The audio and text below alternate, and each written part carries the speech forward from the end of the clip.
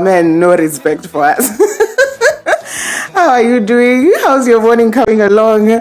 How's Monday coming along? Welcome to the In All Honesty podcast. My fabulous name is Oliver Rao. This comes to you every Monday morning right here on TBC Radio, here on Instagram Live from 7 to 9 a.m. And that was Katam by Diamond Platnumz featuring Bien. It's a really beautiful song. It's kicking off our Monday. And today we're going to talk about fake friends. As you see, the title is on the live. But before we get to it, kama kawaida, we start with our traffic updates. Na pia uniambie how your morning is coming along. I've had the best sleep I've had in a while. I don't know why, but I remember layering up because yesterday I exposed myself to the cold. Nikasema, oh my goodness. Unajua sahi nimezeeka. When I expose myself to the cold kidogo tu, I can feel my throat. It gets inflamed. I feel my chest is starting to congest. I said, And the way I love the cold, and this is what I get for it. Tell me how your morning is coming along. What are you doing? What are you up to? Are you headed to work? Before we get into the discussion, haya, sasa huku traffic updates. Haya, ili barabara gani tayari Mombasa Road. Mombasa Road is just, it's okay, fine. It's not bad. It's not bad. But around Nyayo Stadium, there's like a stretch there that has traffic, which, but the rest of it looks pretty easy. So it's not a bad thing per se. Ngong Road is clear through. I'm sorry.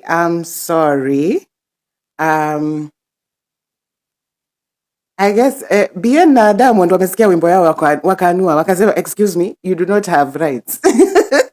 But I'm very sorry. We are just coming back. And basically, I was giving you the traffic updates. I think the live ended because it marked the song we were playing earlier on. Like any labels, surely. I played less than a minute. Anyway. Go listen to the song. It's on Spotify. At least we get our music from Spotify, but that was Katam by Bien. I'm still tempted to say Sauti Sol by Bien and Diamond Platnumz. Anyway, sorry about that. I was giving you updates for traffic before we were rudely interrupted.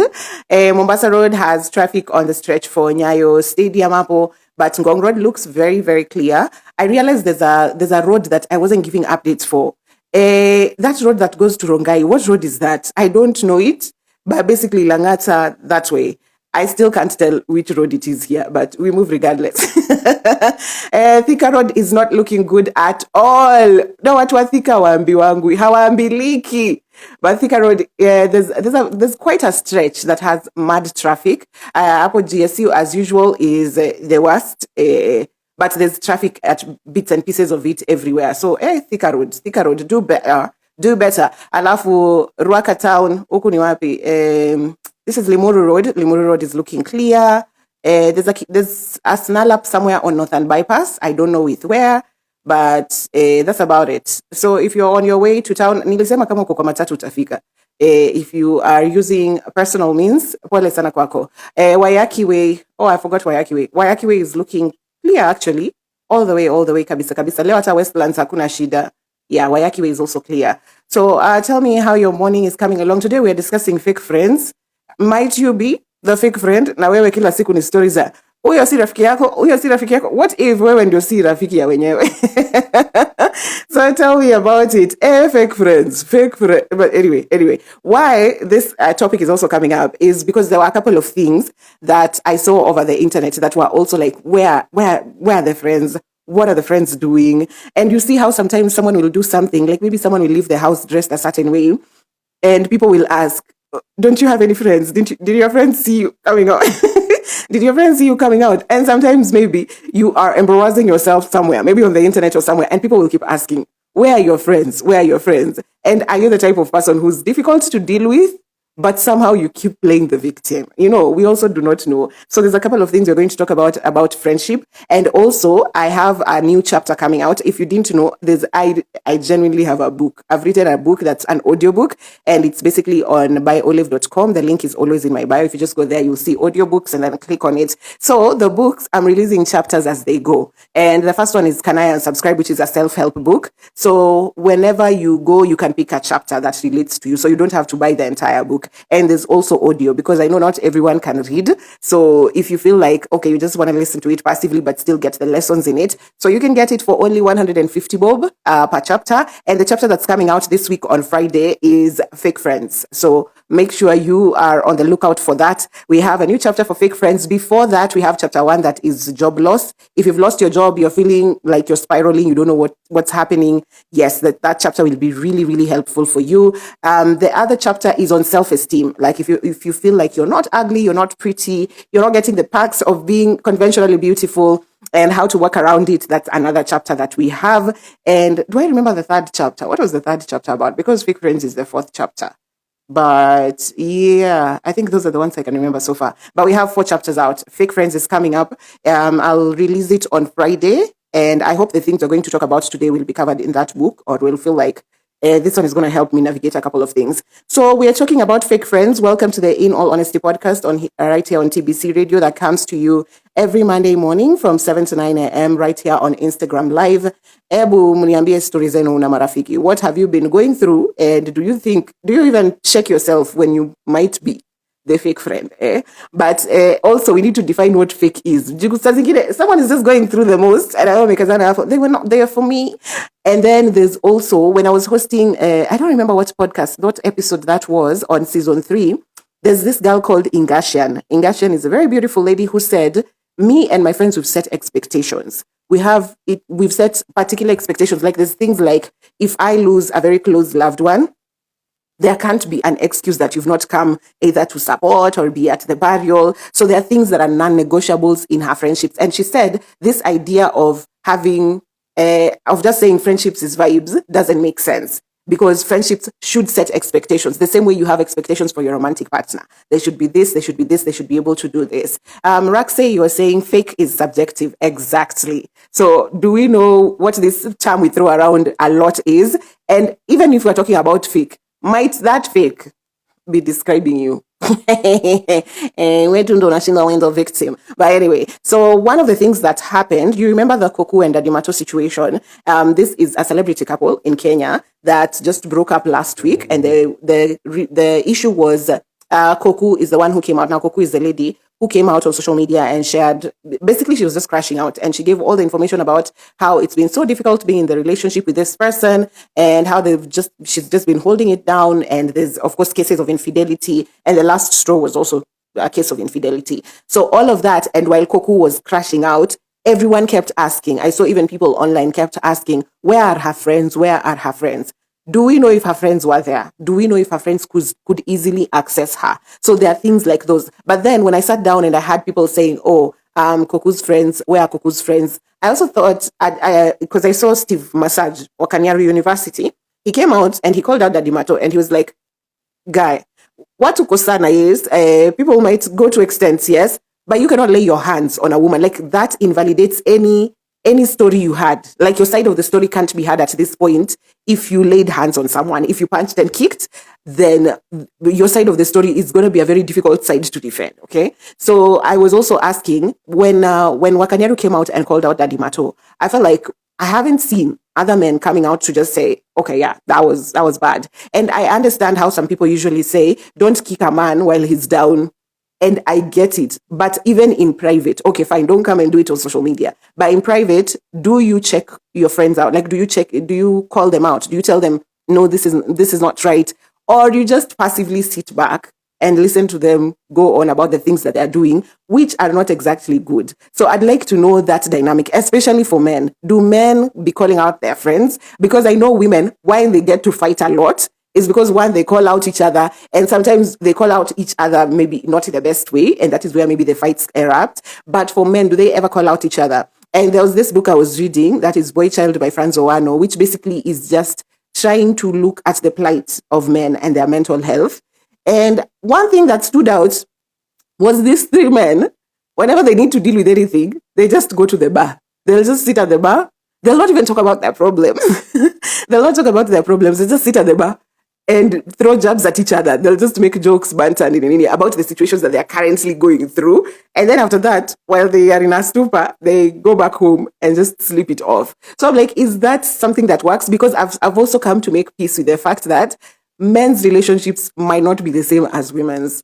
So men's relationships might take a different way of looking at it. And also being in the EQ space and being a mental health champion, I've realized also the way therapy and the mental health space the way it's also packaged, I don't know whether to say packaged or just the way it presents itself, is very more female friendly than male friendly. And I think, a lot of suggestions that I've had people say is therapy for men should look differently.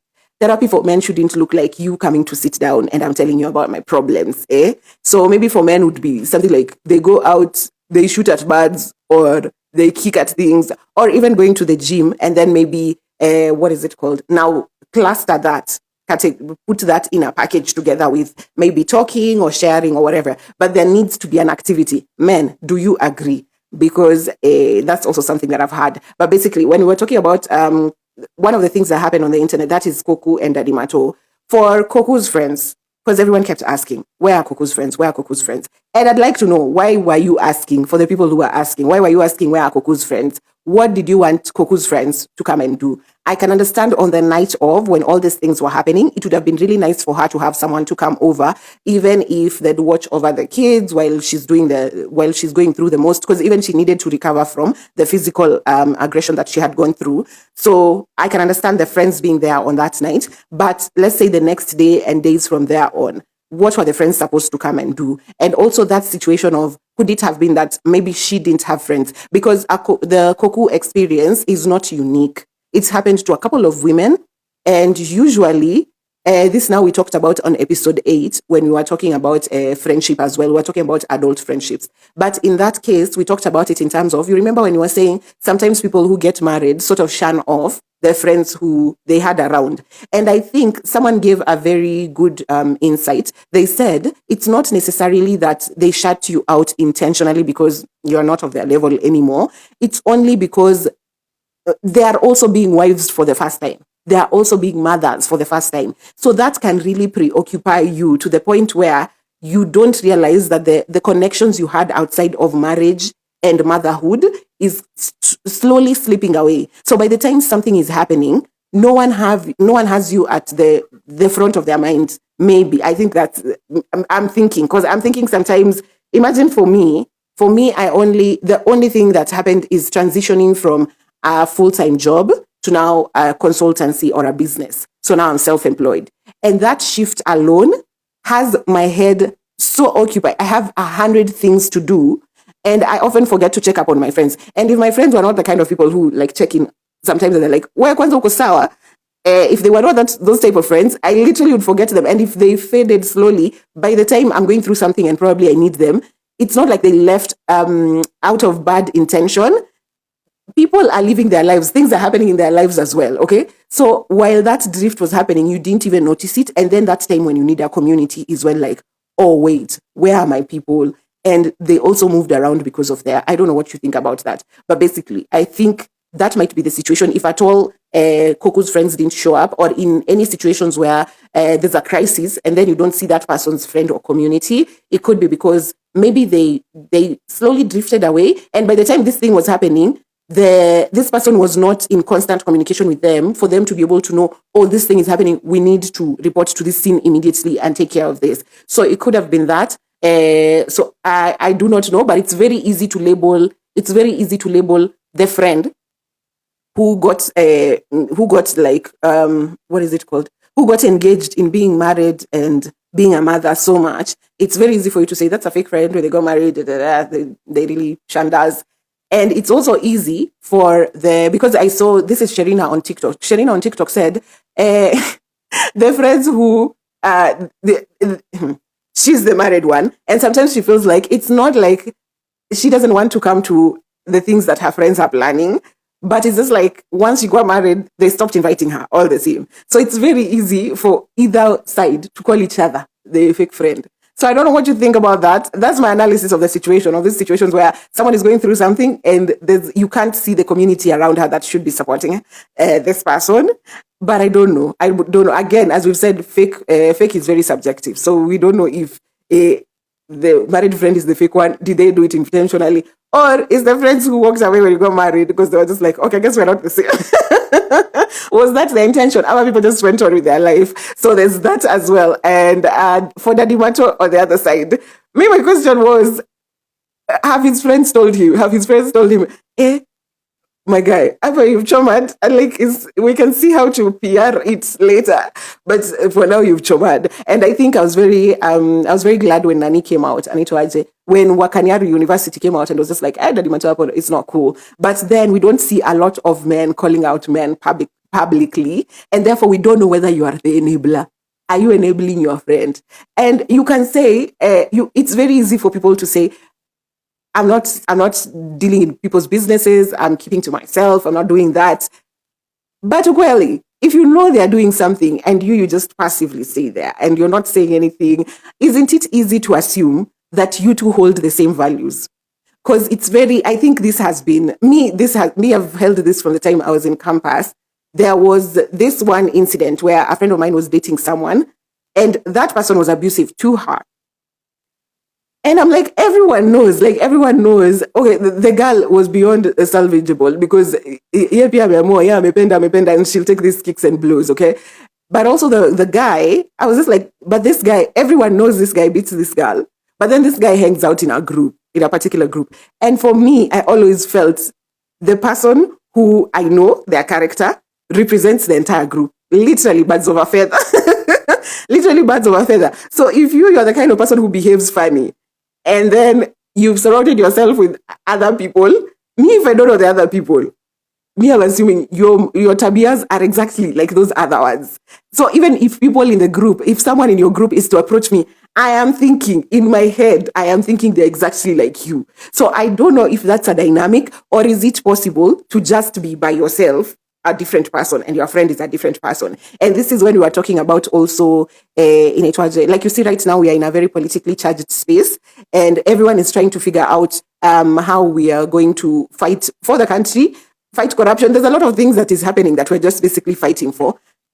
And then you have this friend of yours when you you got a new what is it called? You got a new vice president, someone was killed, people are going to reject finance. People are going to remember people who died. Watu walikufa maandamano last year. Kulikuwa na maandamano.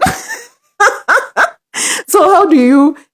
Is that a friendship? Is that really a friendship if your values do not align? Because I saw when I put out the prompt, someone on social media, on TikTok actually said, if my values don't align, like social economic values don't align with yours, or just even interests, like you don't have to be an activist like me, but at least stay informed, then we can be friends. If you're just I'm gonna sip my matcha and go and live my life, I don't know if we can still call that friendship. But me, where I stand, I know that's my toxic trait.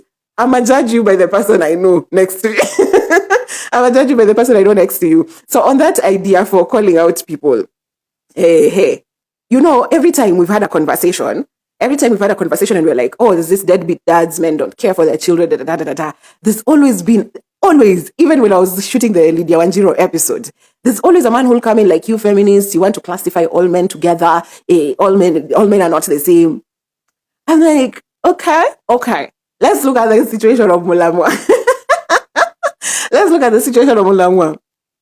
Those friends who are hanging out with Mulamwa, you don't know this person is a deadbeat and is doing the most, Now, unataka tu to assume you are different. And this is your friend you're hanging out with throughout.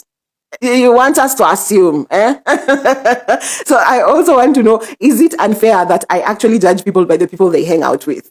So if your friend is a certain way, I'm just like, And I've always been keen about it. And that is why you see, I also wouldn't want people who behave funny to be associated with me. If you're the kind of girl who wants to do the most, you don't want to take accountability, you're known for the wrong things. Ati mimi ndio nakujua, she's my friend, she's not like that. Please, improve yourself.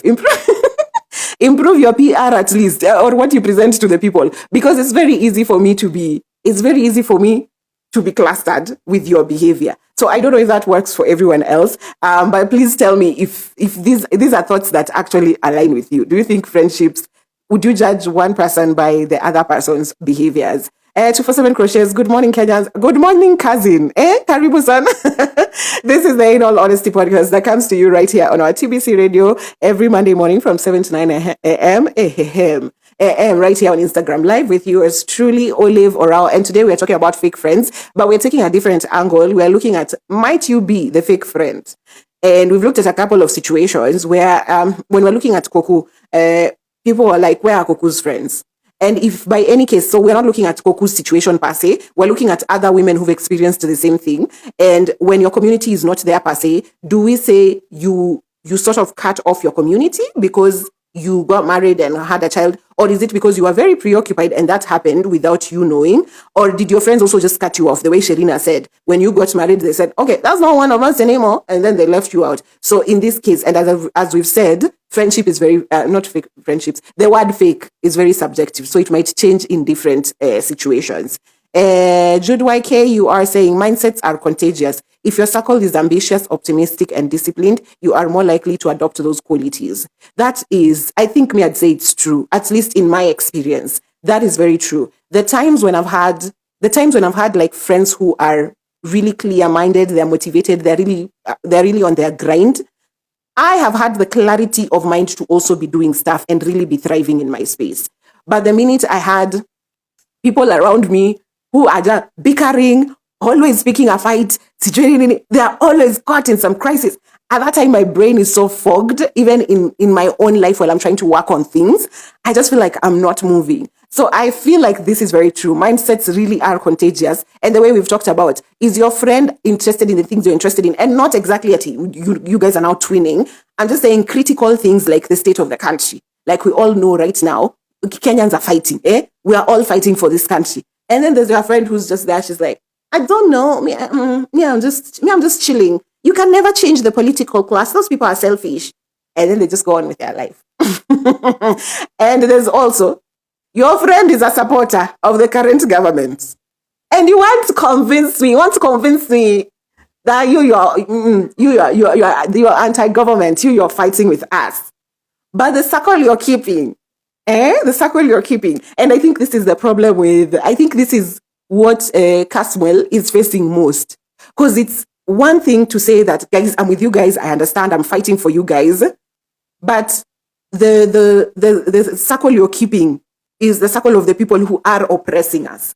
So it's also very difficult even for us to believe the narrative that I want to go in and fight from the inside. Because you're not the first one.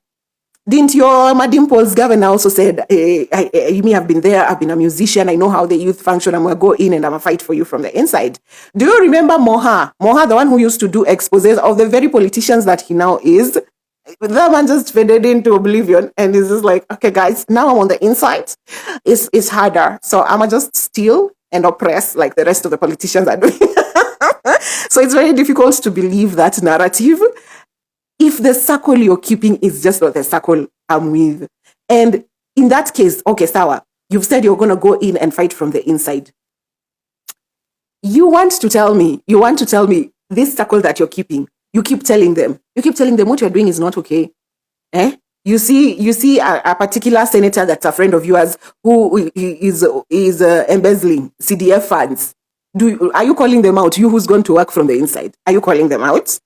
And in that case, are you the fake friend, the one who needs to call them out and you're not?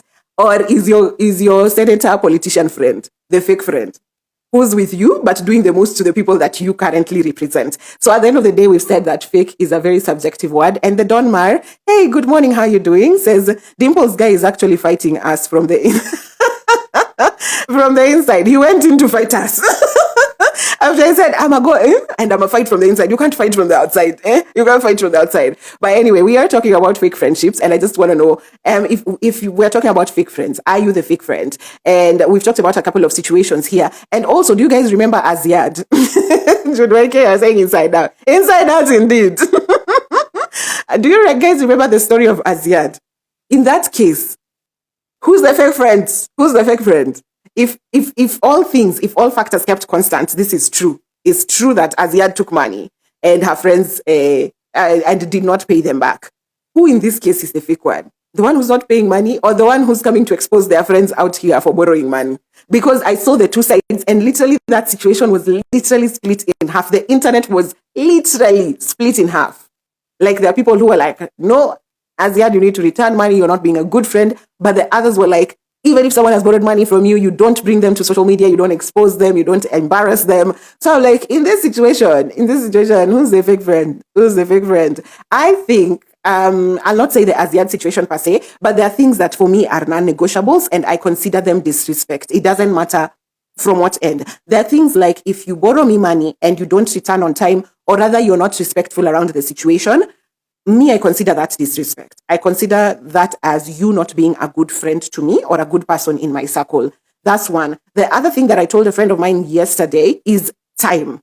People who don't keep time, especially if we're doing something together, I believe that's a form of disrespect. I believe it's very high disrespect. I don't negotiate with time. So if we were to plan to meet at 11, you want to waltz in at 12. If you'll find me at all, I'm going to tell you, I beg, I don't think this is working. This is not working. You cannot be. I think time is an aspect of respect. I think for me personally. So there are things like those, like I think money, it shows discipline, it shows the kind of person you are, and also time. And it's not time like, let's go to an event or something. It's like, I'm supposed to meet you for lunch at 11. You want to come in at 12. You want to come in at 1. And I understand sometimes you're like, oh, there's mad traffic here. There's something happening here. But time blindness is not cute to me. And I don't know if I'm being insensitive, because we've also asked, are you the fake friend? Do you ever call yourself out for the things you're also doing yourself? And I don't know if I'm being insensitive by being so cutthroat with time. I'm just like, anyway, because I feel like I would never make you wait, even 5 minutes. And I'll make sure I explain, I'll make sure I keep you comfortable somehow, even to compensate for being late. But the idea of people just being like, I'm time blindness runs in our family. I beg, be friends with your family. Not me. I'm sorry, not me. And in that case, am I being the fake friend? But anyway, in the case of, I'd like to know, in the case of Aziad, what do you think? What's the delicate balance? And I know sometimes it's not black or white. It's not like, oh, you're the bad friend, you're the good friend. But in a situation where someone has borrowed money, they're not paying back, and when I decide to retaliate by exposing them on the internet, then I'm the bad person. In this case, were there other ways to handle that situation? Because we got updates like, oh, they've been to court already, demand letters have been snubbed. So you see, sometimes you're really pushed to the limits. And at that point, when you make the decision that you need to make, then you're judged, right? It's the same thing we were talking about last week when Daddy Mato kept doing things. And then when finally Koku retaliated, when Koku reacted, because she didn't even retaliate. When Koku reacted, it was just like, you see, this person is crazy. You see what they do. You see how they handle things. So sometimes it's also like someone provokes you. And then when you get to that point of now addressing it, they're like, no, you're being too aggressive. You're coming on too strong, right? So humans, delicate balance, humans. 247 Crochets, you're saying, but Olive, aren't you the same one that's posted on your story some time ago that you were going on a date with a friend and you were clearly late because you woke up late? Yes. And I really, really apologize to her. And here's the thing. I've been on multiple dates with her before, and she's been running late. She's time blind completely. So I felt like she wouldn't be there on time. And that's the one time now she was there on time. But I've had multiple dates before where 30 minutes is the least when she's getting late. And I was just like, I don't think she'd be there. So that one, I think for me, it was just like, I didn't clock it in my head. I just thought, even if I was an hour late, she will only have waited for me for 15 minutes. But that day is the day she was very on time. And I think she was also operating from the sense that Olive always keeps time. So this time I don't want to choma as well. So that was the situation. I'm sorry, guys. I'm sorry. Yeah. That was the situation. But I'm always on time. I am always on time. So unless there are particular situations where I know this person is going to be late, or the way I know this person, they won't be there on time. But that one time, she was actually on time. So yeah, we are talking about fake friendships, and not fake friendships, fake friend. And are you the fake friend? Is my ebook ones that tell me if my situation is making sense, if my answer is making sense, if I do, they were going to be late, or should I just call myself out for being a bad friend?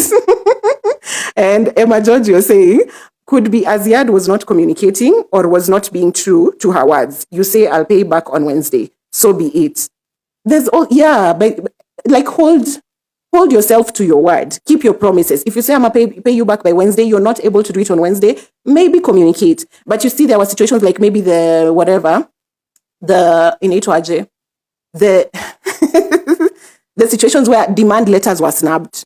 You remember that? There was people claiming they've even gone to court. They've said, like, bring back the money. She snapped demand letters, blocked people. So in that situation, what happens? But I don't know. I don't know if that's the case for Aziad's case. All I'll keep you saying 247 crochets, ukona receipts. Being a public figure is not easy. You cannot go back on your words. Please. And Judy YK is saying communication is important and honesty goes a long way. Yeah. So friendships are a very delicate balance. If you go back to episode 8 and see the dynamics that we were talking about adult friendships, it's a lot. It's a lot, but I don't know if we ever get a hold of it. But today I'm just talking about, are you aligned? Are you aligned with your friend? Especially like right now, there's a lot of things that are happening. Like, let's say, I remember there's this one time when, you remember there's a famous producer in Kenya who died. And when he died, a lot of cases of him having sexually assaulted a lot of girls came up. A lot of girls came out and they were like, "Ooh, the Lord has done it for us." Because this man was a menace. He was a menace. Do you remember that situation? And I remember there's this one girl who, when we were discussing it, she was just like, and why did they go to his house? What were they expecting? I said, hmm? And I'm thinking, if I'm hanging out with this person, how will I hang out with this person if this is their thought process? This is their school of thought. And I don't know if you can be friends with people who you don't share values with. That's something I really want to understand. Can you be friends with someone who you don't share the same values with? And the critical ones, I'm not saying small things like, oh, you like chili, me, I don't like chili. Let's talk about the critical things. Like right now, you have a friend who is not aware of what is happening in the country, or rather they could care less, but the whole country is geared towards fighting for the country. Is that someone you can be friends with, especially if you're the kind of person who's very passionate about such things? You're very passionate about social issues. You're very passionate about what's happening and even fighting. Maybe even you're an activist and your person is very much, the other person you're friends with is very much just nonchalant. They are not even interested. They're not even checking in on things. They are not even updated. So there could be those things. And I just do not know if, I don't know if you can be friends. And as I've said, I judge people by the character that I know. That group you keep, the one whose character I know, I'm just thinking, okay, all of you are like these. And I don't know. I really do not know. Because even there are people I've judged by, I'm like, you're someone that I could really be friends with. But why are you friends with this one? This one I don't get. This one I don't. And the fact that you're friends with this one makes me question. Because there's a number of people who are couples. And I think you've had this. You've had people who are like, this man is very, very nice, but this woman is such a nightmare. And why are they together? Why is this man with this? Me, every time I've seen a couple that's polar opposites and one person is not a good person, I'm like, I will leave people alone. There's something you're not being told. You think that one person is good, the other one is bad. There's something you're not being told, Because why are they together? Why are they such a perfect match, yet you don't agree with one and you agree with the other, 247 Crochets is saying, I'll keep, and now I feel like a stock. But I'm just a faithful follower with good memory. I beg. Hey, do better. Can you lose some memory, please? Maybe I don't have good memory. Hata sikuwa nakumbuka hiyo, by the way.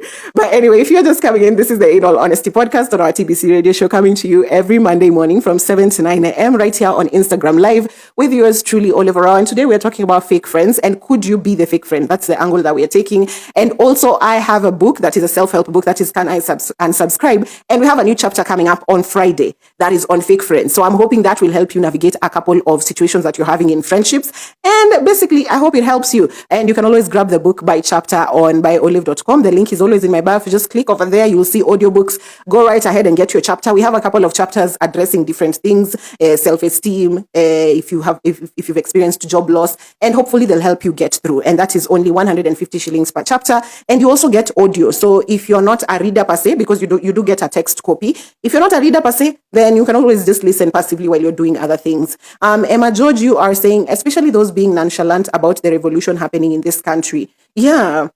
And I'm just thinking, would that be someone you call a friend?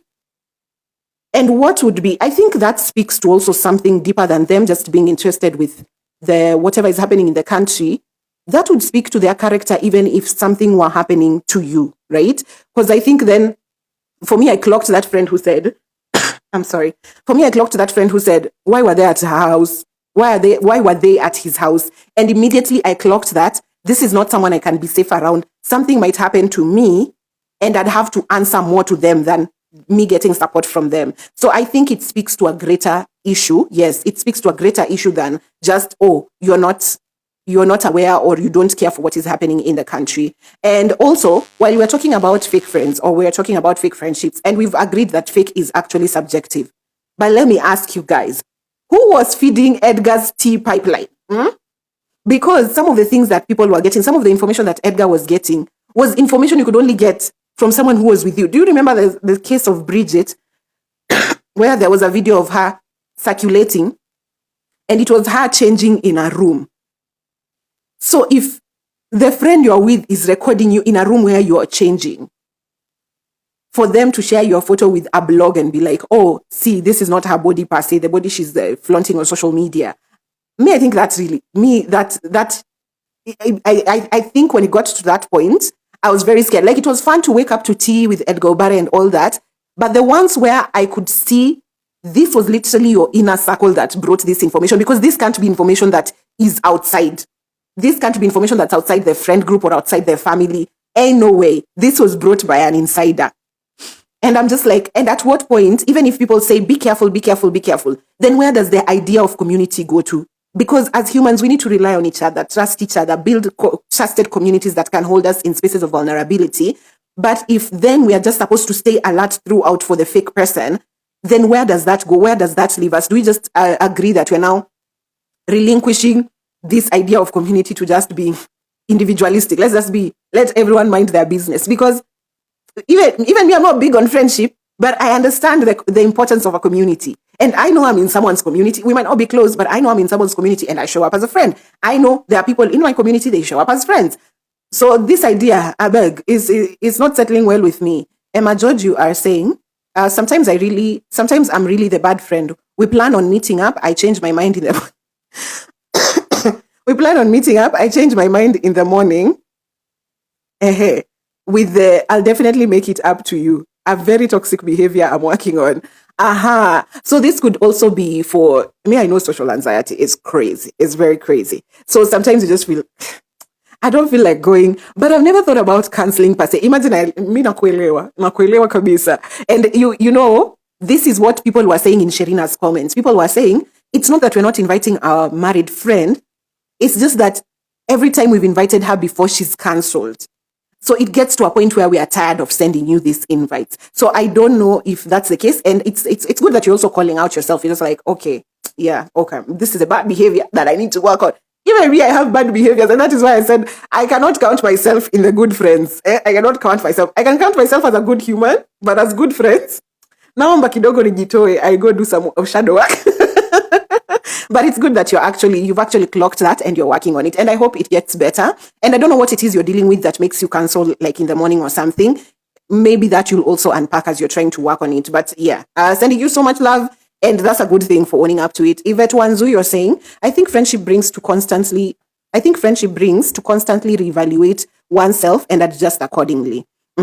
It's also important to realize that sometimes friendships end not in strife, but just because of misalignment. And this, I think we talked about in episode 8. Sometimes we're just not aligned. Do you remember when you were saying about how you outgrow your friends? You can be outgrown by a friend or you can outgrow your friends, and not out of siko ubaya, labda umeokoka. Maybe you changed religion to Islam. Maybe you've gotten more money.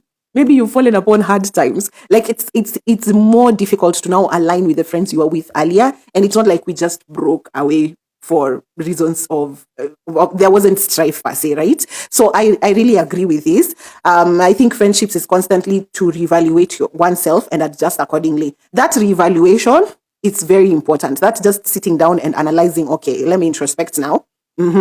What are we doing in this situation? Especially the situations where you feel very irked. The situations where able guys get the emotions wheel, by the way. I have an emotions wheel that really helps you understand your feelings during particular times. And I know for me, I've used it to sort the days when friends have shown up funny and I don't know how I'm feeling. I'm just like, what was this? What was this? Yeah. So yeah, sometimes, yes, that reevaluation. And if you're not aligned, Pia, it's okay. Now, Yvette, I have a question. Now that you're not aligned, how do you draw away? Because in our second hour, we'll see confessions where now that drawing away becomes the problem. That's like, oh, they just went quiet on me. Or we talked, or when you talked with someone and you're like, we're just not aligned, them, they took it as you're being manipulative, you want to, da da da da da. So there's friendship in itself as sorting this, but then if we are misaligned and now we are drifting apart, how is that process as well? Because that's not an easy process. And that's where the fake and the fake friends come in. That's where sometimes the fake friend comes in. Oh, she just stopped talking to me. Oh, she doesn't check up on me anymore. She doesn't respond to my texts. You're labeled the fake one. But in real sense, when you come and say, oh, I wasn't responding to you because I was going through a lot, I also didn't. The other friend can also say, you're being manipulative because why didn't you share this information so that I know that you're actually going through something so that I also know how to navigate. So, hey, it's dicey. It's dicey. 247 Crochet says, this is off topic, but it's burning. So let me just let it out. Do you guys think that people who bleach are the ones that shame dark-skinned people who refused to bleach? People who bleach are the ones that shame dark-skinned people who refused to bleach. Is this from the Ntazola story? Because there's something happening on TikTok with Ntazola. Oh yeah, you continue to say, because Ntazola calling others dirty and other names is same as shaming, and I've witnessed it in the village too.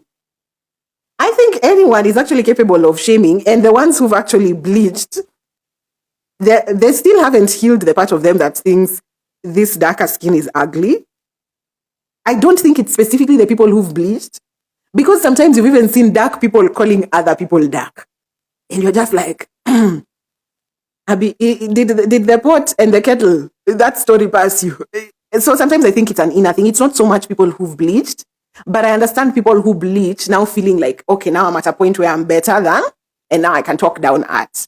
I get it. I really do get it. But then, even if this is out of topic, it still feeds into our topic. Because what if your friend talks some certain way about dark people and you are dark? And you're just friends. You people are just friends because she doesn't mean you have the nice kind of dark. She's not talking about you. This other black person is the one who's ugly. That is true. That's true. Ebu is Kiza. But I don't know about that Ntazola story. I mean, I feel like that hate for that colorism, it's sort of inbuilt in a lot of people. Not inbuilt, but I guess the way we were socialized. For a lot of people, we have a lot of black hate, a lot of darker hate. And this is it's not just Africa or Kenya. It's worldwide. Unasikia huko Warabuni, the darker ones also face their own problems. India, the dark Indians face their own problems. Even black Americans have colorism. Like, it's everywhere across the world. Even, what are they called? The Asians. I once saw a documentary for their dark Chinese. I'm just like, damn. Because you see how they try to make their skin pale. So there's even for people who we think are white, there's levels of white. So at the end of the day, I do not know whether it's the bleached people, but then that gets me thinking, what if someone talks badly about something that is you have, or a feature that you have, but you are their friend? Yeah, I think it will. Apple, we have to check. I've witnessed girls who bleach calling others ugly and poor because they can't afford bleaching products. Hey, not only do you have self-hate, you have classicism too. You have classicism too. Hey, okay, if you've bleached, that's fine. But I think people like those should be cancelled. Just cancel them. Cancel them. Don't give them a platform. Don't let them talk whenever they're around you. Cancel them. Because you're Nini. What's that? What are you saying? What is he saying? What is he saying? Go away. Yvette Wanzu, you're saying, depending on the situation, I would address it, but I have learned to start treating people how they treat me. Okay. So, okay, if you treat people the way they treat, again, it's a delicate balance. If, let's say, I'm not checking up on you, and when you decide, okay, so wacha mimi nimeachana na yeye, wacha apambane na hali yake, but then later you find out they were going through something, and that's why they couldn't reach out to you. And so that's also a dilemma we'll see with a confession in the second hour, where it's just like, okay, if I'm going to treat you how you're going to treat me, and what if I was going through something? But then you see, that's why the other friend, now you might say, that's being manipulative, because why didn't you say? As people, we are all dealing with our problems, right? So yeah, at the end of the day, that addressing, I also need to work on it. Me, I know I'm a toxic friend. I'm working on every aspect of being a better friend. Hapo kwa friendship naomba kidogo mnisamehe because I'm struggling. And I think I've mentioned before, let me just read this first. Emma George says, 247 Crochets, Ntazola calling out people for going to maandamano for police brutality, and she became known because of police harassment was a bit diabolical. Sometimes you have to agree that some people are dumb and you move on. It's sometimes just listen to what someone is saying. It might be hard to reconcile, but realize that they are not the sharpest tool in the pen and move on. Because sometimes people will, I usually feel like even on the internet, there's things I look at and I'm like, or is this rage bait? Because if you see something like Ntazola telling us, you guys are going to get killed, me, I'm just going to look for more money and pay my rent, okay? And she was known for being harassed by authority. When, like, how she became viral is because she was being harassed by authorities and she really pulled something on them, right? And that's how she became known, right? But I guess for other people also, I'm only going to fight if it suits me. I'm only going to fight if I'm the one affected. If right now the finance bill isn't directly touching me, if I can just get more money and still pay my rent and still buy my matcha, I'm going to do exactly that. So there's that.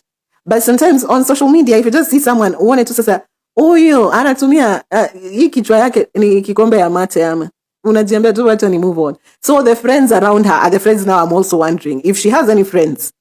Those are the people. You remember when I said to me, I judge you by the person whose character I know. So if you have a group of friends and Ntazola is the one I know, that's the one me I'll judge you with. I'll just be like, oh, this is how this group of yours behaves. This is the mannerisms you have.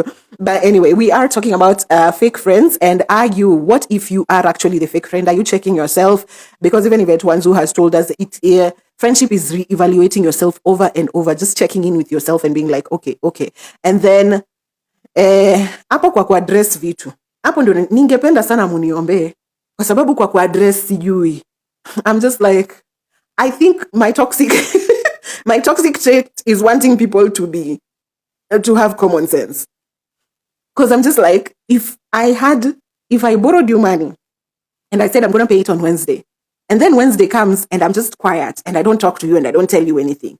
Thursday, Friday comes by. It's not like, oh, sorry, I forgot yesterday to update you. Mm-mm. At this point, I feel like you know what you're doing. I really struggle to accept that adults don't know what they are doing. And and I think that's a blind spot for me. I really be thinking you know exactly what you're doing. And that's why me, when I feel this thing you pulled, I wouldn't do it on you. And for that reason, I'm out. So I'm starting to learn. I've been at it for 2 years. I beg, pray for me. I'm starting to learn how to talk things over, how to tell you what you've done and not so much think that's common sense. I'm show myself out. So I don't know, but that's my toxic trait. I'm just like, you didn't know you're not supposed to keep someone waiting for an hour. You didn't know that. You didn't know you are not supposed to put me in danger while you're doing the most with yourself. So I'm trying to get to the point where I will confront, I will tell you about the issue. But a lot of times I distance myself from the thoughts, from the idea that we are adults. You possibly couldn't have thought this makes sense, but I don't know. I'm starting to realize maybe some people just need more insight because maybe they're not exposed to the same situations as you, and therefore they are seeing it differently. And so just bring it to them to see if they're open to changing or if they're open to even any sort of, what is it called? Do they feel bad about what they've done? And if there's a way that you guys can talk about it and see how you can move forward. So that's what I'm learning. At least me, I know. I know. I don't be talking to people. Emma George, you were saying, sometimes I really want to understand the thought process. Like, why? Why would you do this? Why would you say that? And I think that makes you better than me, because me, I never think about understanding your thought process. I'm just like, I beg, I don't even care what your reason is. Whatever you did, whatever is shady, do say, see you later. If I ever see you again. So I think, okay, yes, understanding also where they're coming from is I think it is important. It is, because I realize now that people don't have the same perspective. Have you ever talked to someone and they told you something and you're like, I have literally never thought of it that way. I've literally never seen it that way. So I'm realizing that's the problem for me. I think, why aren't you a grown up? Why aren't you thinking like me? And I remember there's this time Rono said, reduce your expectations to zero. When you're thinking the way you think is what you expect of other people, it's not the case. And sometimes, even where what they've done might be off, but where they're coming from makes sense. So you should be able to get the why. Yes, I do agree with you, Emma George. That's a good thing to at least find out. 247 Crochets, you're saying, my toxic trait as a friend is that I call out BS immediately I clock it. No sugarcoating. People who I've been friends with call me harsh, but I just don't know how to pretend. Now, this is the other thing. The people who call out other people, because me, utainipata kwa hiyo tent ya watu wa call out.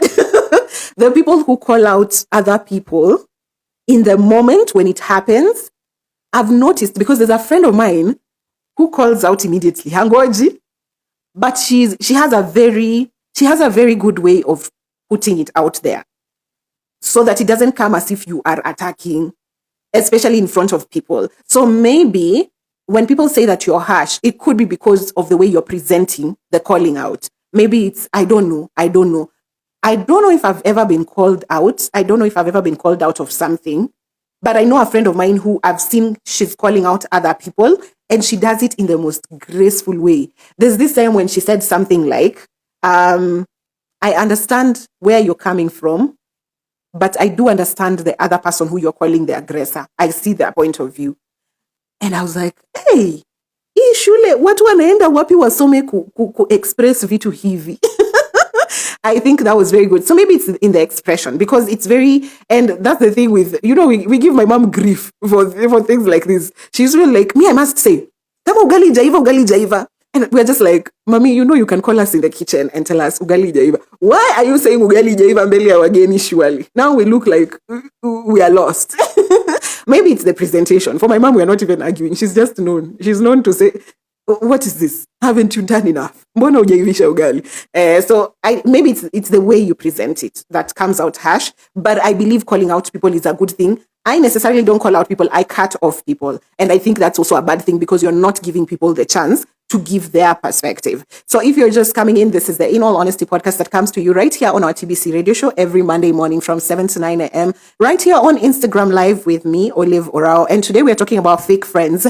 And what if you are the fake one? What if you are the one who's the problem? The way I put out a prompt and everyone was so happy. They have done this. They've done this to me. They've done this to me. Even me, I was the kind of person who was like always, why am I always the good friend? And me, the people are showing me shege. Until one time I sat down and said, kwani wewe ni Yesu? Wewe ndio unafanywaga wewe kuna kitu unafanyaga mtu.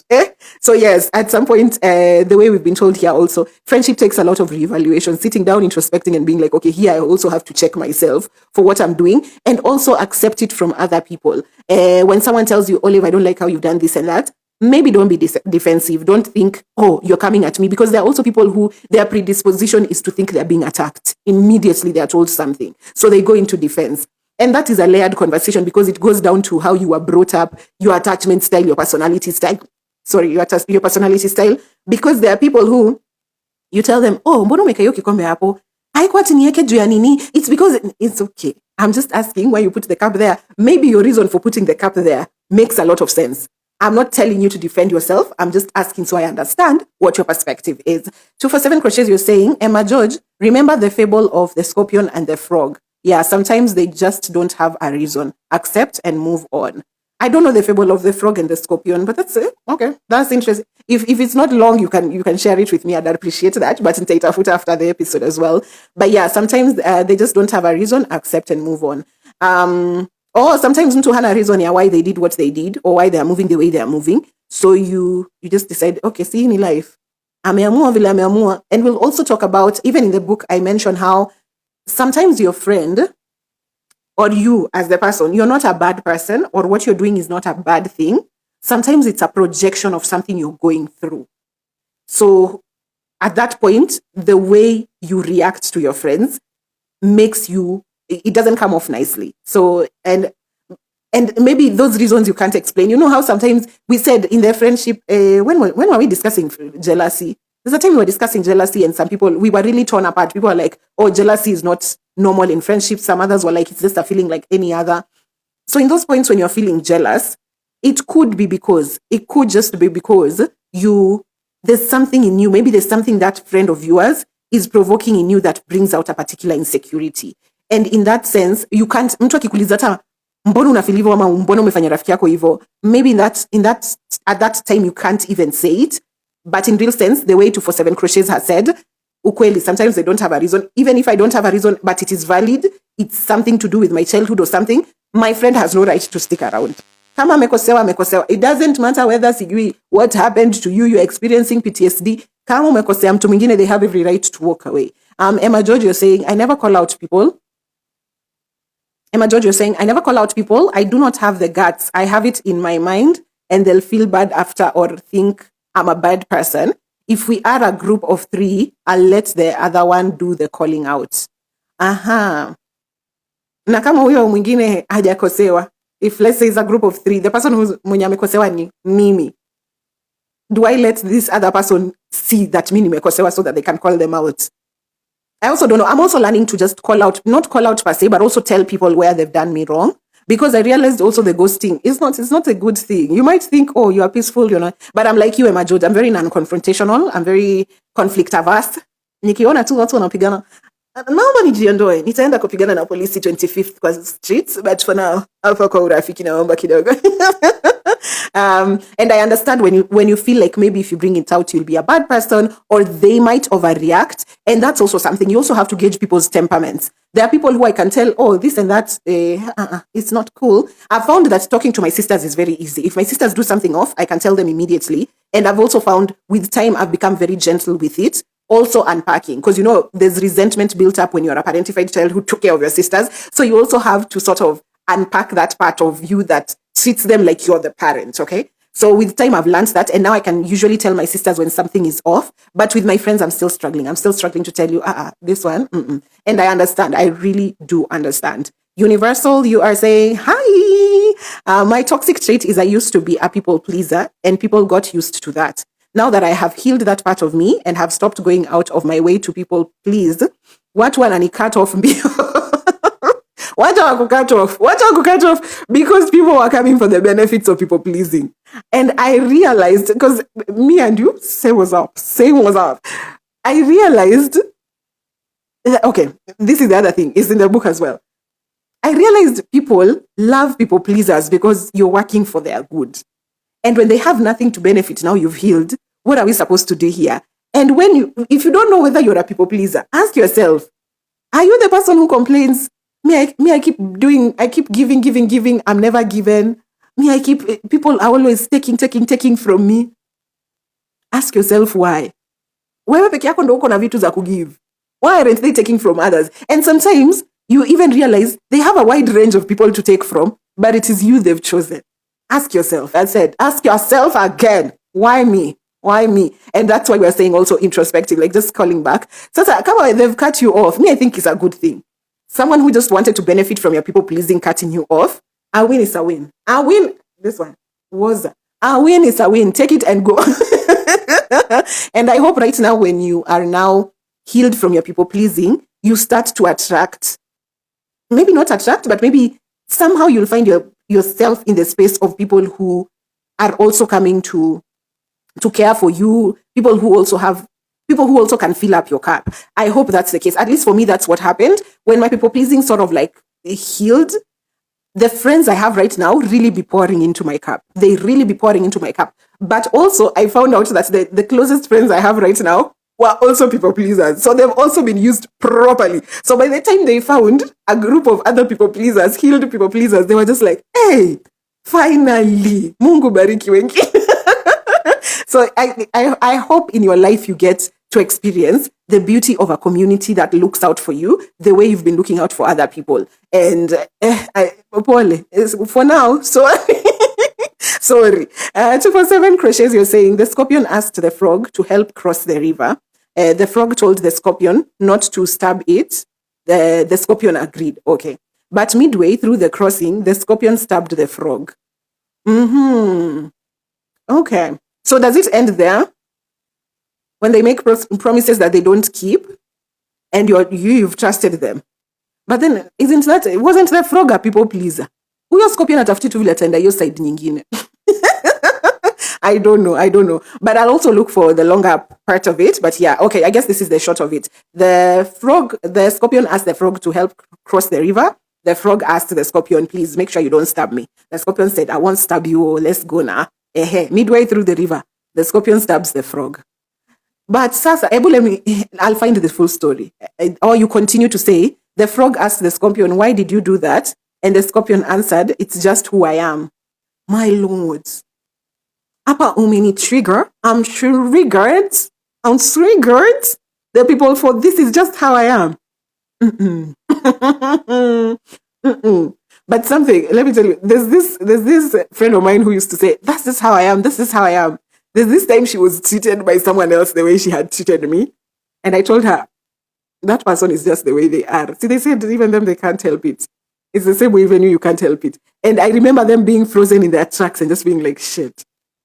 And they started changing their ways because your own medicine never tastes nice. Hey, you've seen that meme for when you test your own medicine and you spit it and you realize how wicked you are.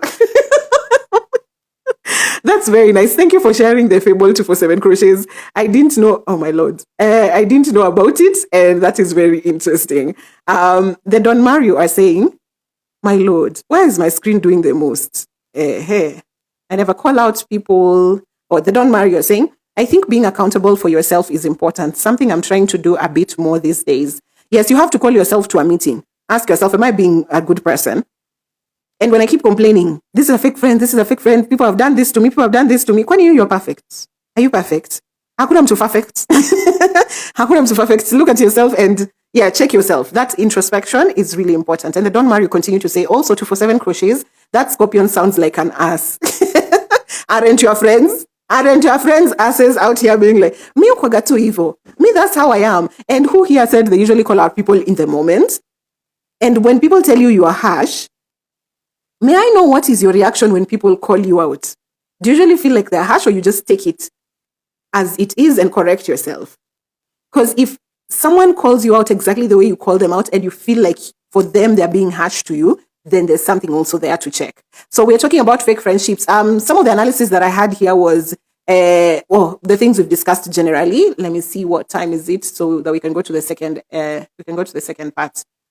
But some of the things that I was talking about here is you might have locked out your friends, but this is unknowingly. You see, when we were talking about the Koku and the Dimato situation, not that this is the case for Koku. We're just using Koku as the situation that we know a lot of women have been in. And at that time when your marriage falls apart or when something is happening in your life and you realize that community is not around, is when it hits you, oh, wait, where are my friends? But at that time you went into whatever it was, motherhood, marriage, or whatever, you got to that place and sort of slowly drifted away from the other friends, and not intentionally, only because motherhood is a first time. You're a first timer at motherhood. You're a first timer at being a wife.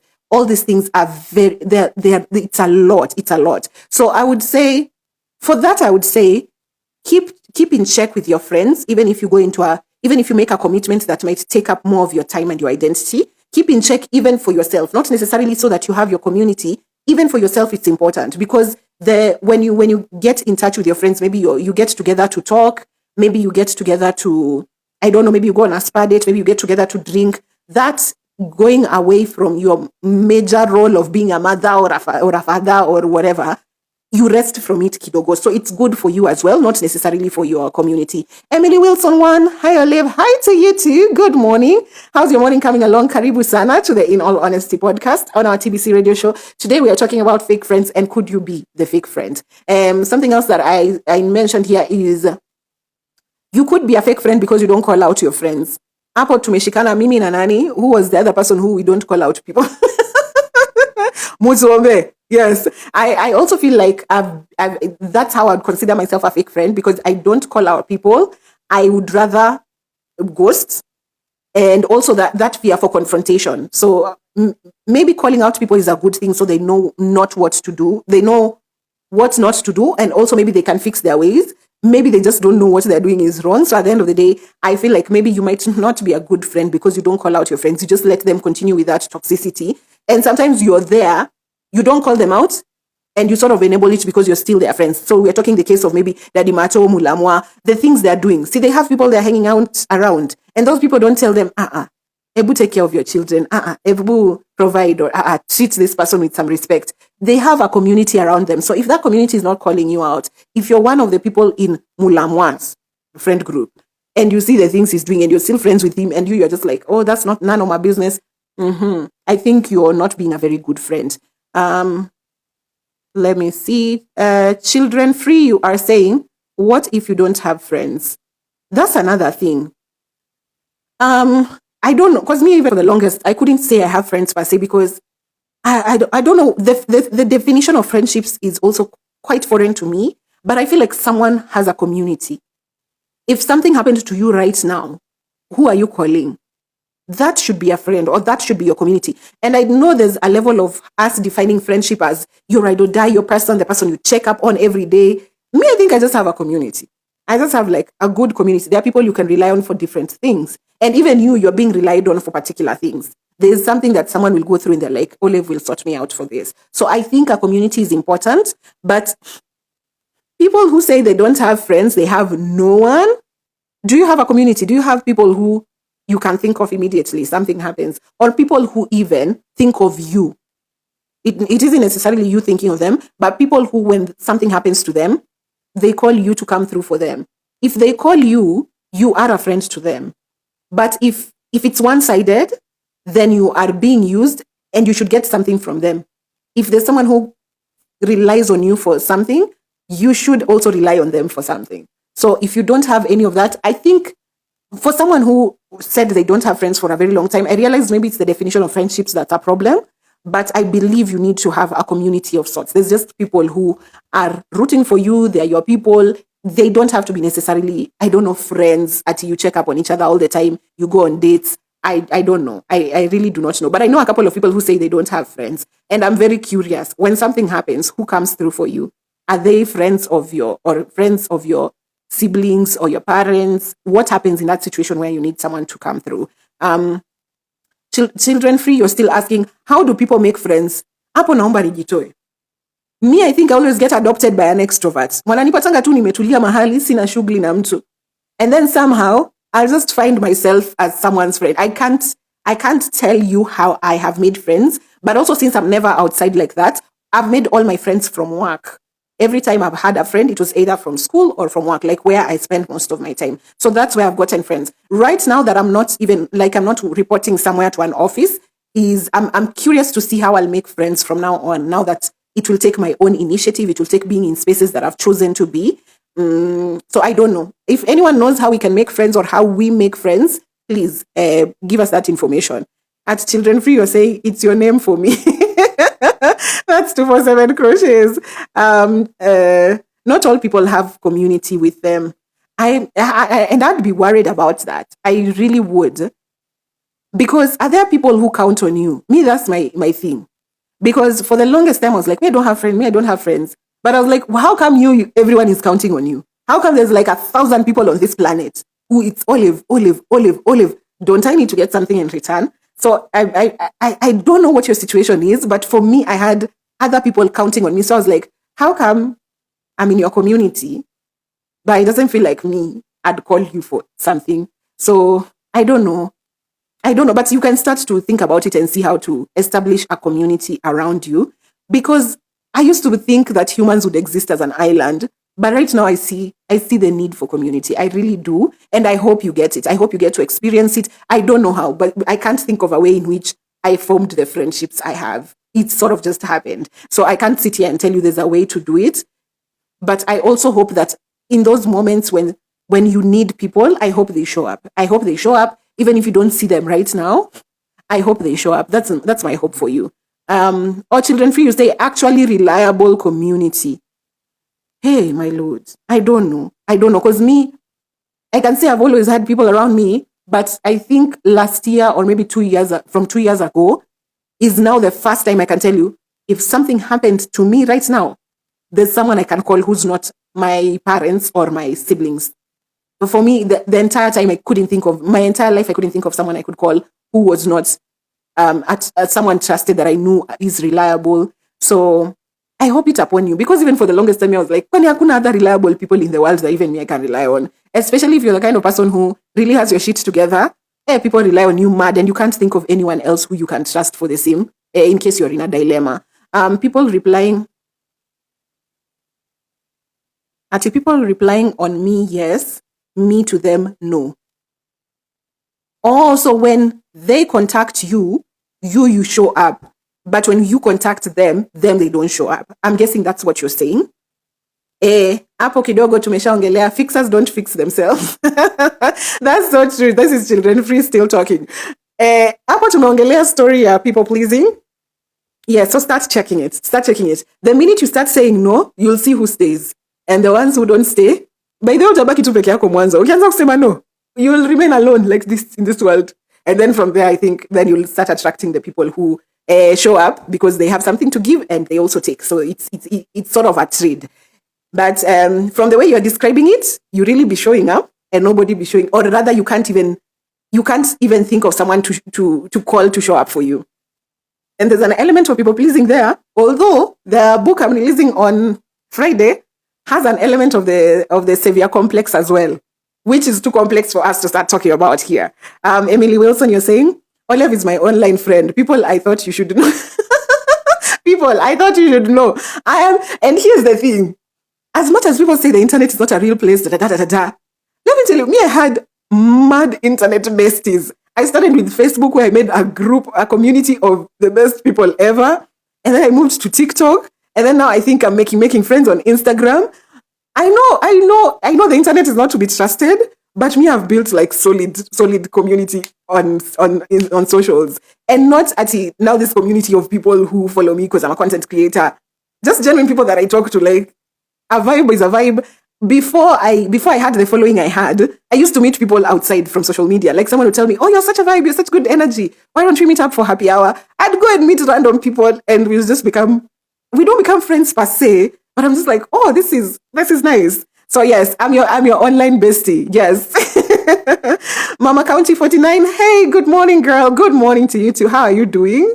What's up? How's your morning coming along? We're talking about fake friends, and if you are the fake friend, it's 8:32. We've not even gotten to the second hour. We read our confessions. 247, you're saying at Children Free, I 100% relate to that situation when you're people's friends, but no one is your friend. You're not people's friends. You are just people's the first numbers you call. You are just people's emergency contact because you are a reliable person. You're someone who shows up. You have good values towards other humans. That's why you think you're a friend. No, you're just a convenience. You're very convenient for other people to have. So again, like Universal, you might be struggling with people pleasing. And let me tell you, takers, watu wa kuchukua tu hivi, hawaogopi. Utatumika hii town. Hey, utatumika, kifagio will be found shaking. So check it. If you're the kind of person who shows up for people so much and no one shows up for you, start saying no. Find a way in which you can list out your priorities or something and see which ones you say no to. If there's things like money, someone wants to borrow you money. There's things like someone, just think of it as, let me see if they will die if I don't do it. Because that's how I started. I got to a point where I was like, someone is calling you, Olive, it's an emergency. I need this right now. And I'm like, I can't give it to you. And then we see. Usually, these people wake up the next day, the day after that, 12 days from then, and they're just fine. No one dies. No one actually dies because you did not come through. So I realized, oh, kumbe people can live even without me helping them. Even if it was a dire situation, they called you, I'm halfway through in a crocodile's mouth. And I tell them, okay, I'll check on you tomorrow if the crocodile has swallowed you or you're still half. Emily Wilson, one, you're saying 247 crochets, learned that the hard way.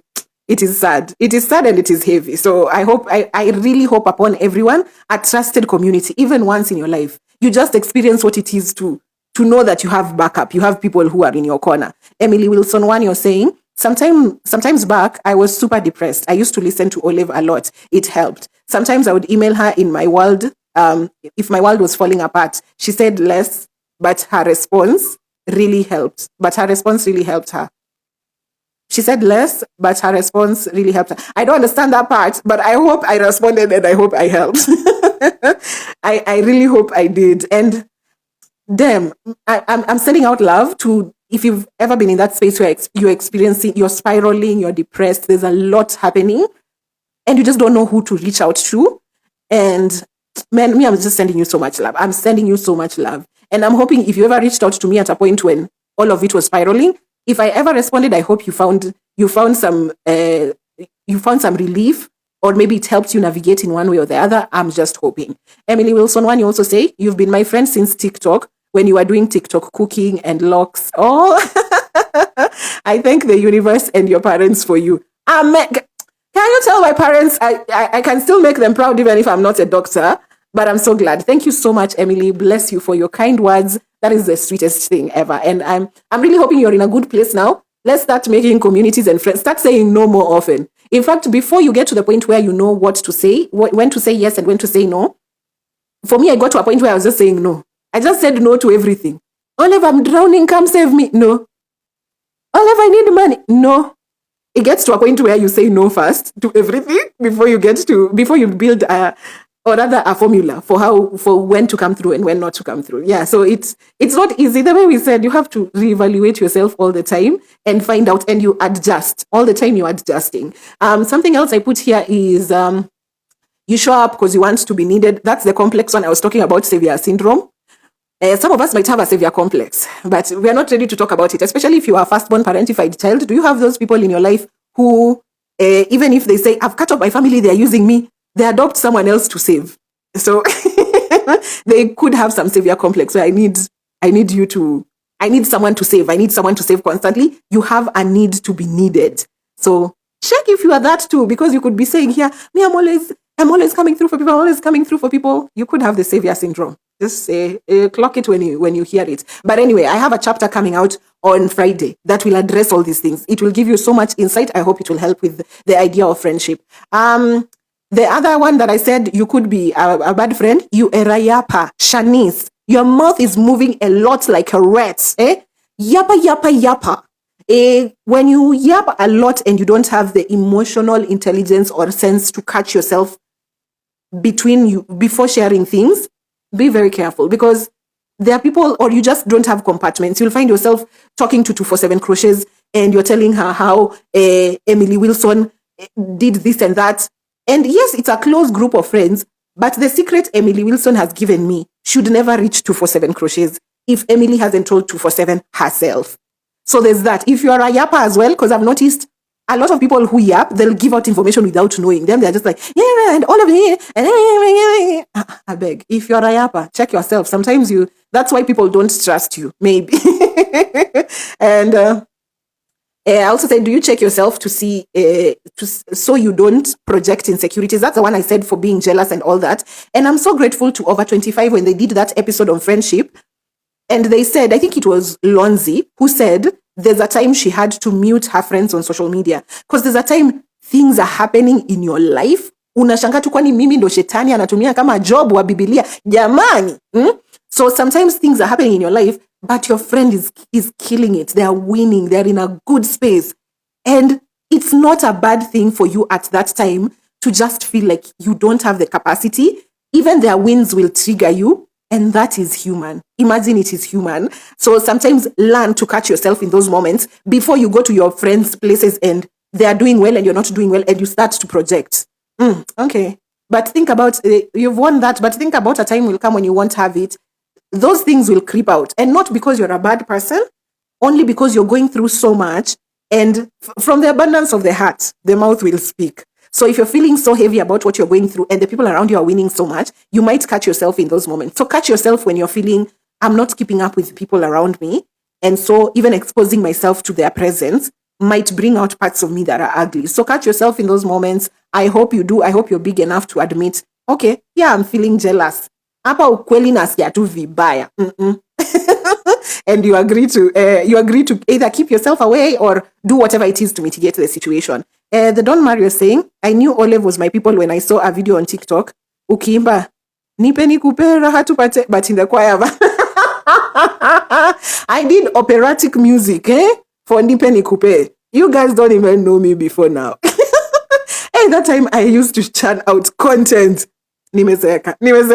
But don't matter. Thank you so much. Solita Mish, hey Olive. Hey to you, Solita. How you doing? Karibu sana to our podcast. Emily Wilson, you are saying some people are just kind, and the worst part, they are being used, and some people are just bad naturally. That is true, but this is to the kind people. Wachana na wale watu bad, but they don't survive kwa hii dunia vizuri. Here's to the kind people, and I want us to adopt this more. This one I'm sure of. This one I'm not even telling you I want opinions. This one I'm sure of. For you to be a balanced human, a good person, you must have the capacity for evil. That one you must. You cannot always kill them with kindness. I promise you. Because right now, you want to tell me you want to kill Kasongo with kindness. If you want to clearly say you are a good person has the capacity for evil. You have the capacity to match. You have the capacity to match the energy of the person who is coming at you with the wrong energy. Otherwise, if you just say, me, I'm a good person, I'm a kind person, no, you're not. You're not. Because what happens with good, kind people who do not have the capacity to match energy is you are an enabler of bad manners. There are people who will do things and you are just kill them with kindness, kill them with kindness. No. The world needs people who have a backbone. You need to have capacity for evil to be able to call yourself a good person. Me, I'll just tell you Kasongo as an example. How do you kill Kasongo with kindness? How? Ask yourself. Mazuri Stores, you're saying, in my opinion, most of the online Olive's community really trust her, and trusting people is rare. Olive, you are blessed. Thank you so much. Thank you so much. You know, it was the thing that I would say was a blessing and a curse. It's one of those things, because growing up, even me, I was like, why is everyone relying on me? It's such a heavy burden to carry. But once you get to it and realize, okay, maybe your gift, you see the way people are being given gifts, maybe yours is for healing or for holding out space for people to heal. And I was like, okay, maybe this is my gift. I'll just wing it and see where we go. And hopefully people heal in this space as we go. So I was just like, let me accept it. But at first I used to be so resentful of it. I was just like, why am I the one everyone is relying on for answers? But then I realized it's a good thing. It means that you're seeing things that other people don't see. And that's a good thing. And that's what I've done going into a consultancy that is catering to emotional intelligence a lot. Because I also don't want to do the heavy lifting alone and never mentor. I also want people to see the things I see for themselves, so that I'm also not the emergency contact for you. Sometimes when something is happening in your life and I've equipped you with the tools that you need to deal with an aggressor, a manipulative person, a narcissist, you can do that by yourself. So I'm glad that right now I'm learning how to leverage whatever I have, so that as much as we're creating space for a community to heal and we are also learning. We're also learning how to show up for ourselves and be able to see particular things. Because I noticed, okay, maybe I read a lot into things, and a lot of people maybe see the surface, and that's maybe my gift. So I'm super grateful. Thank you so much for your kind words. Mokeira Ruth, you're saying, got to catch up on today's episode. I'm those good people trying to find the balance of being a bad girl. working on the no, especially when it comes to money boundaries. I don't say no. I just ghost. That's good as well. I think the negative is good. We have to start somewhere. Vile tumesema tu hapa, we have to start somewhere. I don't think you learn the balance from the word go. And for me, as I said, I got to the point where I used to just say no, until I established a balance for it. So I'm really wishing you all the best. You continue to say, that kind of friend who runs my mouth trying to teach me to keep secrets, it's a struggle. There's a way yappers can keep secrets. There's a way. There are people who've mastered it. There are people who can talk, but they've not given away anything. But there are others who, in the process of yapping, they leave nothing to mystery. So either way, I hope you just get the balance of it. At the end of the day, also extend yourself some grace. Extend yourself some grace while you're working through it, and while you're also healing and changing and adjusting things. People will fall on the way. There are friends you will lose. You will gain other friends. So if you're losing people while you're morphing, don't feel the need to, oh my goodness, panic. Just that's the human nature. It's how we learn. It's how we live. So if you're just coming in, this is the In All Honesty podcast on our TBC radio show that comes to you every Monday morning from 7 to 9 a.m. right here on Instagram Live. Today we were talking about fake friends. Could you be the fake friend? Do you ever check yourself? Also, I talked about I'll be releasing a new chapter of a book on Friday, and this is on fake friendships, so that you're able to clock yourself in the characters or in those particular things that I'm talking about, and also learn if the people you have around you are the people you want to keep around. There are things like, are you yourself or you've hotspotted your dreams? But anyway, Ati yappers lie a lot, Olive. Yes, they do. But I think yappers who lie are men, and yappers women, they really be giving out information. They really be giving out information as well. But anyway, let's talk about it after the break. We come back with 2 confessions and then we'll call it an episode. You know, you can always find these episodes streaming from tomorrow onwards on Spotify, AfriPods, what's the other place? Castbox, Amazon Music. Yeah, so we can stream from tomorrow onwards. Children free. Let me just read this before we go on a break so I can sip some water.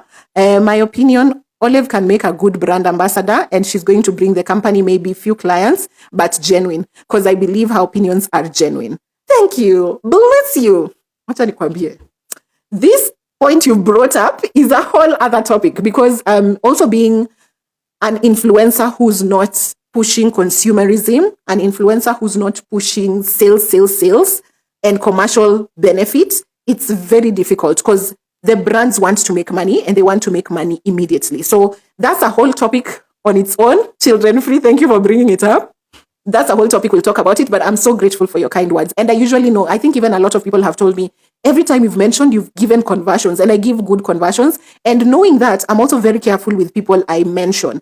I will not mention a brand that I have not used myself and hasn't worked for me. So I'm those people who I really be like, I'll have to walk away from particular things just because I can't trust.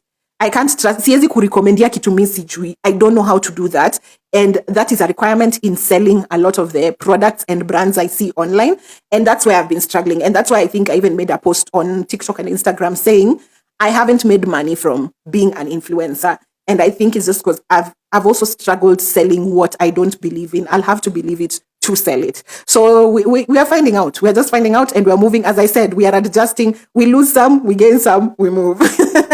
Leave alone fake friends, fake partners. My friends, usifungue chapter nyingine. Hii ni podcast moja, tutarudi tena. We'll come back. Lydia 98, good morning, love. We are going on a break. Hamkunipea music. Inaitwa nini? Hamkunipea, what is it called? What to play? So what do I play for you while we go? While I take a break. I'm just taking a break and then I come back for the confessions. I want to take some water. I want to pee and then come back. So we do the confessions and then we call it an episode. Which one can I play for you here? Jamani. Simseme wimbo. Wapeza Chabuino. This one is a guy from Malawi. Was he from Malawi? Wapeza Chabuino by Namadingo. I hope you enjoy it. I'll be back in 3 seconds.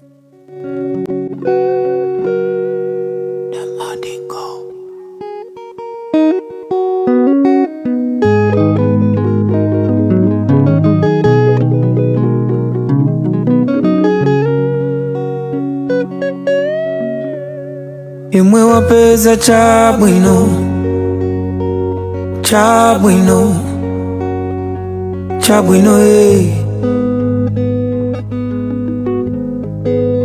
Chinto Chabwino Aziyamika kumamba Azabwino Ngati wapeza wachikondi Oma kutandiza ukalemedwa ndi moyo Icho ndi Chabwino Ziyamika kumamba Kumatokoza kumamba Ukaipeza yako dona Yomakonda iwewe kaosati winanzo Icho ndi Chabwino Uziyamika kumwamba Poti na kulira Ukampeza wachikondi Children free, you were saying, let's hope greed won't take over. Let's hope as well. I've always been hopeful of providence, and that's usually I say that has been my greatest gift. I have been able to afford life, and therefore I'm not greedy to get the money. And sometimes, like you see right now, I've decided to look for money elsewhere. I'll not look for money in influencing. If influencing brings it in, fine. But I've decided I'm going to look for money somewhere else and then just come here and create content, because at the end of the day, I know sometimes you have to afford that rent, and I don't judge the ones who really be selling. Something has to give. You have to pay rent. You have to eat. So I am truly grateful, and I know that I'm quite privileged that I can make money somewhere else. I'm very privileged for that reason. So yes, thank you very much. And also, I make money through the consultancy, so you can check it out. That's by Olive. The links are in my bio. So just check out the website, whatever it is that you're interested in. Look at it, and hopefully you gain. There's a lot more of this emotional intelligence that I offer everywhere on my podcast or content. So I've packaged a lot of them on my website, on my consultancy. So we have things like tools that help you regulate your emotions. Those are the EQ tools. Very important for you. I offer emotional intelligence coaching. This is when someone is in a dilemma and they don't know how to navigate that situation. So I take them through. So it's like there's things that you necessarily won't take to a therapist. They're too light for a therapist. But also you can't discuss them with a friend. And sometimes you need direction. You don't need a diagnosis. You don't need. So I'm trying to like bridge that gap when you're trying to work through something at this time. Yes, let's get someone who can give you direction quickly. You deal with it. So if you're just coming in, this is the In All Honesty podcast on our TBC radio show, coming to you every Monday morning from 7 to 9 a.m. right here on Instagram Live. And today we were talking about fake friends. What if you are the fake friend? And earlier on in our first hour, we've discussed a lot. Quite a lot. And now in the second hour, I'm going to read some confessions, and then we're going to do our last comments, and then we call it an episode, and you can stream it now from tomorrow onwards. Happy Nature Adventure. Habari yako, karibu sana. You're saying, what if someone can't afford you? You cannot afford me for the, what is it called? For the EQ. We can talk about the pricing. I was to introduce Kulipa Pole Pole. So I can literally just talk to you. So right now I'm actually offering 15 minutes, a 10 to 15 minute discovery call. So yes, we can get on a call. You can always just book it. The link is in my bio, Bado. You can always get on a call. We talk for about 10 minutes. We get a feel of it, and then we see how we can still like work together, because I also don't want to lock out people, but also my pricing is very fair, I would say that. But let's talk about it. Book the discovery call, tuonge ndo tujue sasa, okay, from here how can we work with what you have. I hope that works. Okay. Happy Nature, you're also saying therapists are not pocket friendly. That is true. Therapy is not the cheapest thing, but when you can, I hope you do, especially when you feel the need for it, because I know right now we've also commercialized therapy so much. And that is why I created things like the EQ tools that you can use at home. I literally call it the DIY package. So you can basically regulate your emotions for yourself, and it helps you do that by yourself so that you're not also overly reliant on external people to like help you out, right? So, but when you can, therapy is really beautiful for unpacking, especially childhood, because huko ndo tumepack vitu. Yeah, but I get it. I really do get it. So let's book the discovery call, and then from there on we see what to do, okay? Now let's get into the confessions. The first confession I had here was someone saying, I was accommodating, but she said it was manipulative. Didn't I talk about it? Hi, this person says, I had a friend who, when talking to me, would turn everything into a confrontation about her needs or boundaries. I had my own boundaries and limits, but I just held them and acted on them without a larger confrontation. She always felt the need to give unsolicited feedback, most of which was not consistently true for me, was not consistently true of me in other social situations. Lol. But then she was never able to accept feedback. I think she assumed because I never voiced it explicitly that she was the perfect person or friend. Not true. I was just always adjusting the type of friendship I had with her without making judgment of her or asking her to bend to my will.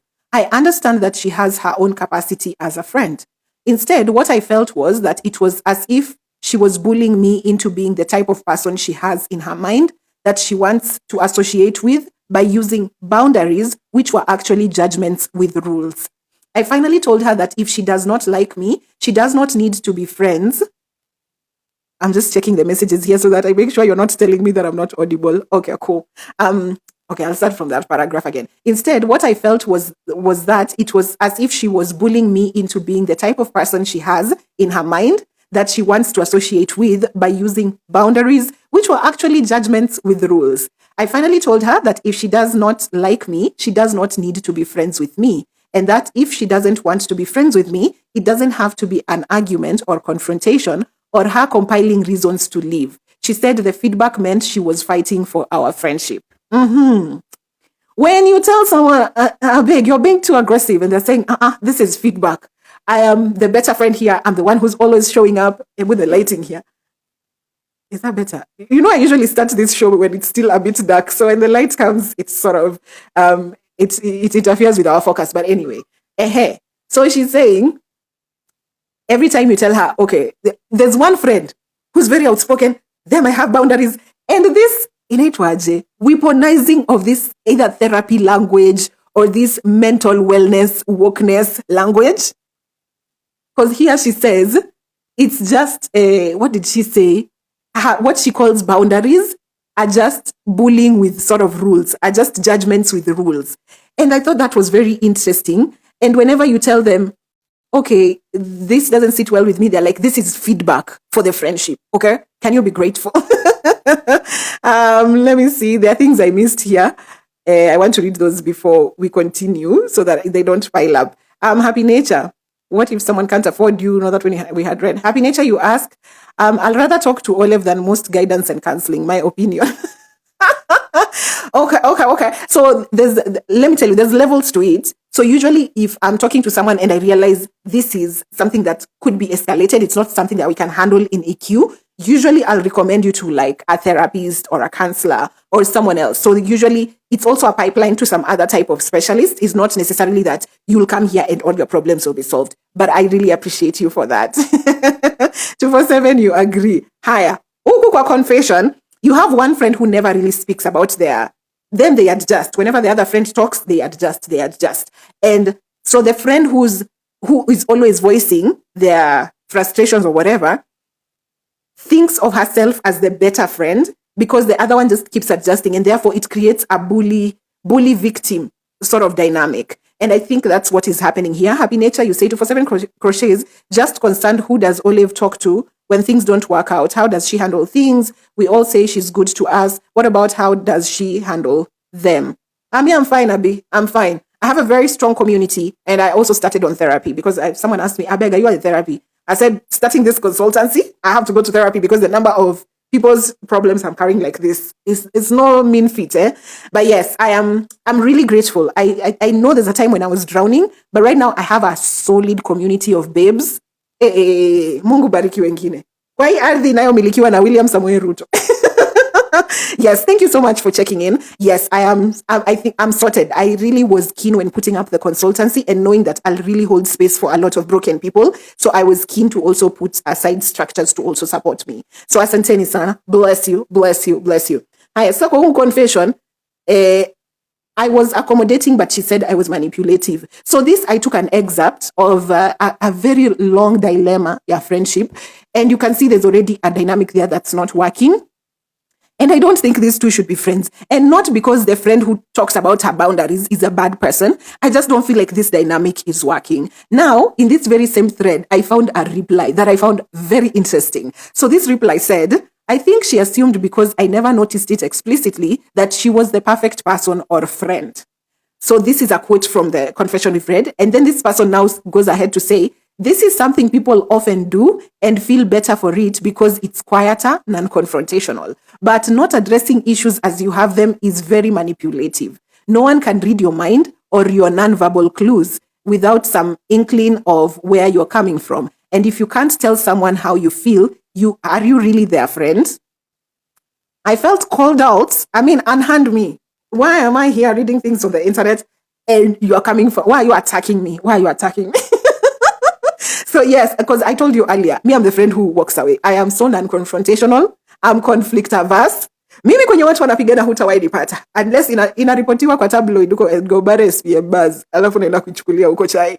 But I am very non-confrontational. And I think that's one of the things I had to call myself to order. I was like, am I being a good friend if I just ghost people because they did something wrong? And this idea of this is common sense. You shouldn't do this to people. I wouldn't do it to you. Why did you do it to me? Therefore, bye.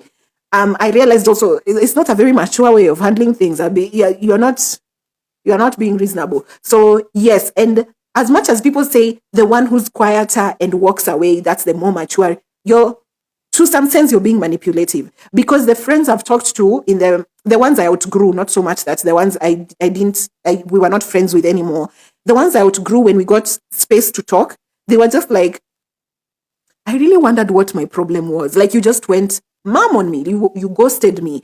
And that's a very manipulative thing. If when we're talking about EQ and all of that, you'll realize some of the tactics that manipulators use are things such as silent treatment, the gray rock effect. The gray rock is where you do not respond to someone at all, and it sort of riles them up. Okay, so there are things in psychology that people use where they use silence to sort of manipulate the other person, and you see the other person tries to adjust so much to try and fit in to still remain your friend, and that's how it can be considered manipulative. Because even me, I was those people are so needy. People are so needy. Why is everyone so needy? The same way I'm taking care of my things. See, you also take care of your things.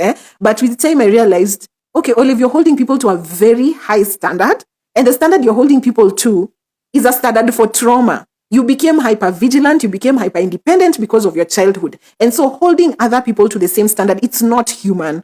It's not human that you're that self-contained. It's not possible for people to be like that. So you have to often call yourself back to order, especially if you're the kind of person who's relied on a lot. If you were here, we were talking and you felt like, oh, I'm also the kind of person who everyone calls. As much as you think you're handling your things very maturely and not being in confrontation and not shaking the boat, but you're being manipulative. You're not giving the other person something to work with. You're not giving them a chance to even adjust. But that's on the side of the quieter person.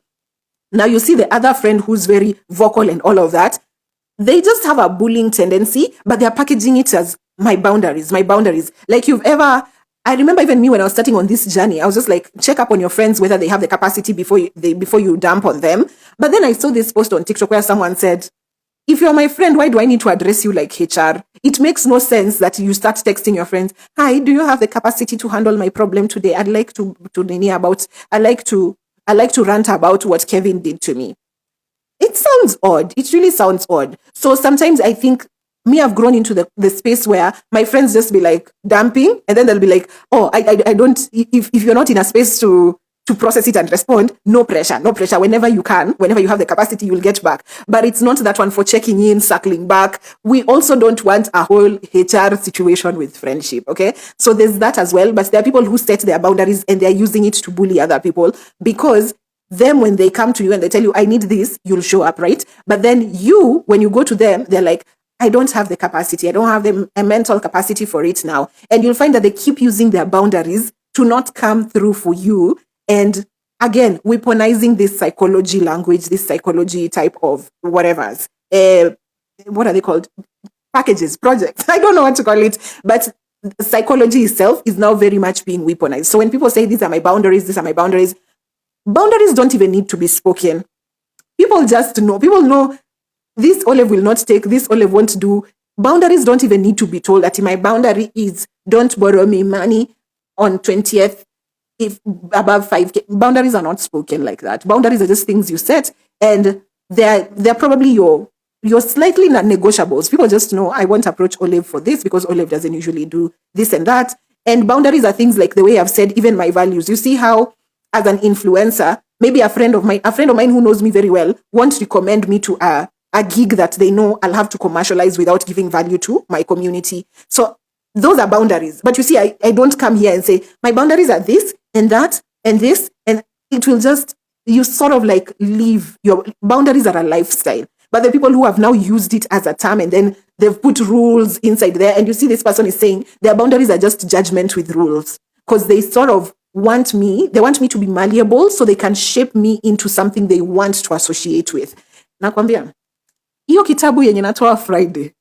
My friends, if you don't get seats, Neville Luna, you're saying, hey Olive, hi, good morning. How are you doing? This is our podcast is back. We came back last week and you'll find it tomorrow. I know you've missed the live action. Don't worry. We'll find it tomorrow and you can stream it on all your podcasts, where you stream your podcast. That is Spotify, AfriPods, Castbox, Amazon Music, YouTube, whatever it is you get your podcast. You should be able to get this one tomorrow. So don't worry. Emily Wilson, you're saying, I think friendship is about honest communication. That is true. And I'm really working towards it. And you see the career whisperer has joined. She's the one I was telling you who mentioned that her and her friends have set expectations. The idea that you shouldn't ask things of friends is actually wild. And I learned it from her. And I was like, that makes a lot of sense. The idea that I don't require anything of you, yet we call each other a community or we are friends, doesn't make sense. Your friends need to know this and this, I need to show up. There needs to be rules. And I think that is also something I've learned in the journey. So the other confession I have here is, this person says, I could feel myself becoming the toxic friend. When we started this podcast, we asked, can you call yourself out? Can you catch yourself in the moment when you're realizing, here, I am the problem. I'm nothing but the problem. And can you admit and acknowledge it yourself, right? Emily Wilson, you're saying, in my opinion, I think respect, communication, and using brain is important. Is important than boundaries. Boundaries break good relationships. Now, I don't know about all the things you've mentioned, yes, and especially using your brain. Use your brain, please, as my friend. And respect and communication. Even respect you mentioned in the beginning when I was saying people who don't keep time, I think are disrespectful. I genuinely believe if I'm supposed to be doing something with you and you show up at your own time, you want to claim time blindness. Someone asked, if you're very time blind, why have you never missed your flight? Why have you never missed your flight? Why have you never missed your appointment at the county offices if you're really time blind? So you see some things people want to negotiate with. So yes, respect, communication, and use brain. And also you're saying those are important than actual boundaries. Boundaries, as I've said, are very important, and not because they are set as a thing. It's not like a firewall that is very tangible. Boundaries are things you just live into. You see, you see the number of people here who've complained, them, they're always giving, they're being used, they're being relied on, but they have no one they can rely on. It's also because you don't have boundaries. And you have someone who also said they used to be people pleasers. And the minute they started saying no, you see, they were cut off. So you see, boundaries are important to protect you from people who only want to use you. They don't want a friendship that is mutual. They just want this thing that you have. You're reliable. You'd be good to have around. But in real sense, you're not gaining anything from it. And then this brings up the question, are friendships transactional? Every single relationship on this planet is transactional. I believe so. Even if you're just gaining emotional support. Even the idea of a father loving a daughter so much, I believe it's transactional. I believe there is something this person needed to fulfill in their lives that this daughter fulfills. And that's why they feel happiness in their heart. So at the end of the day, I feel like every relationship is a give and take. I really don't believe there's something that humans are doing where it's just out of their hearts to do it. It's just for the sake of it. A lot of times, and it is only fair, as I've said, it is only fair that wherever it is, if there's someone taking from you anything, you should have something you're taking from them. It just should be it. And I'm not saying money, I'm not saying material things, even emotional capacity, even just supporting people emotionally. There should be something you can trust them with, that it's them who can come through for you. So just, if you find a situation is very one-sided, that's a red flag. You need to look into it. And Emily Wilson, you continue to say, and honest is important. I guess honesty, very important. I don't think poor timekeeper are disrespectful. You can be a poor timekeeper, but I'm very keen about it because I feel like time is currency, and anyone who doesn't take it seriously is not keen. Now, listen, there are levels to it. There's aspects to it. You see, when you're going for an event, as Kenyans, we just know if an event says 6, it's going to start at 8. So there's things like that you just know, and therefore you don't have the pressure to reach out on time. But there are things like you and I have set a date. We're supposed to meet at 10. At 11, you've not reached. At 12, you've not reached. You want to get in at 1 and say, oh my goodness, I got caught up. I don't think that's respectful. You shouldn't keep people like that. Unless also you are compensating. You can compensate for their time. Because I just don't, for me, time is, and it's very personal as well. For me, time is an important thing because I keep time. I feel like the way I can show you respect is to show up at the time we agreed. and not to waste your time. So in case there's anything after, in case you had planned anything before, I don't interfere with that. So me in my head, that's how time computes. Time computes as a currency that I respect people for. So maybe it's the projection again. What I consider is respect to you, I expect it from you. So if you tell me, let's meet at 11, I'll come at 11 because I'm like, yeah, in case you had anything else planned, in case, so we don't have a lot to move around, and I expect the same from you. So again, it might boil down to expectations. Winnie Mwema, you say, sasa na mwenye aliambia friends use... Na sasa mwenye aliniambia friends use each other. I was feeling guilty for always asking help, and that's the response my friend gave me. You felt guilty for always asking for help? Oh, and then akakwambia friends use each other. It's very true. It's very true. While you are feeling guilty, why were you feeling guilty? Because if they reach out to you, you should be able to reach out to them for something. Or rather just, sometimes it's not that people help you out. Like for me, I usually say I'm a very lucky girl who's never in situations that need help. But I'm just usually like, if anything happens right now, I know people, I have a reliable community that can come through. So it's not that ati niko tu na mtu mwenye anakuaga hapo standby ati nikiwa na shida ni ananisaidia. It's just that in your head, there's particular people who you know. These are the reliable, these are the ones who stand for me, right? So I think peer definition of friendship is a bit tricky, where we still don't know what friends are supposed to be. But me, I said, set expectations. The way we were taught, set expectations.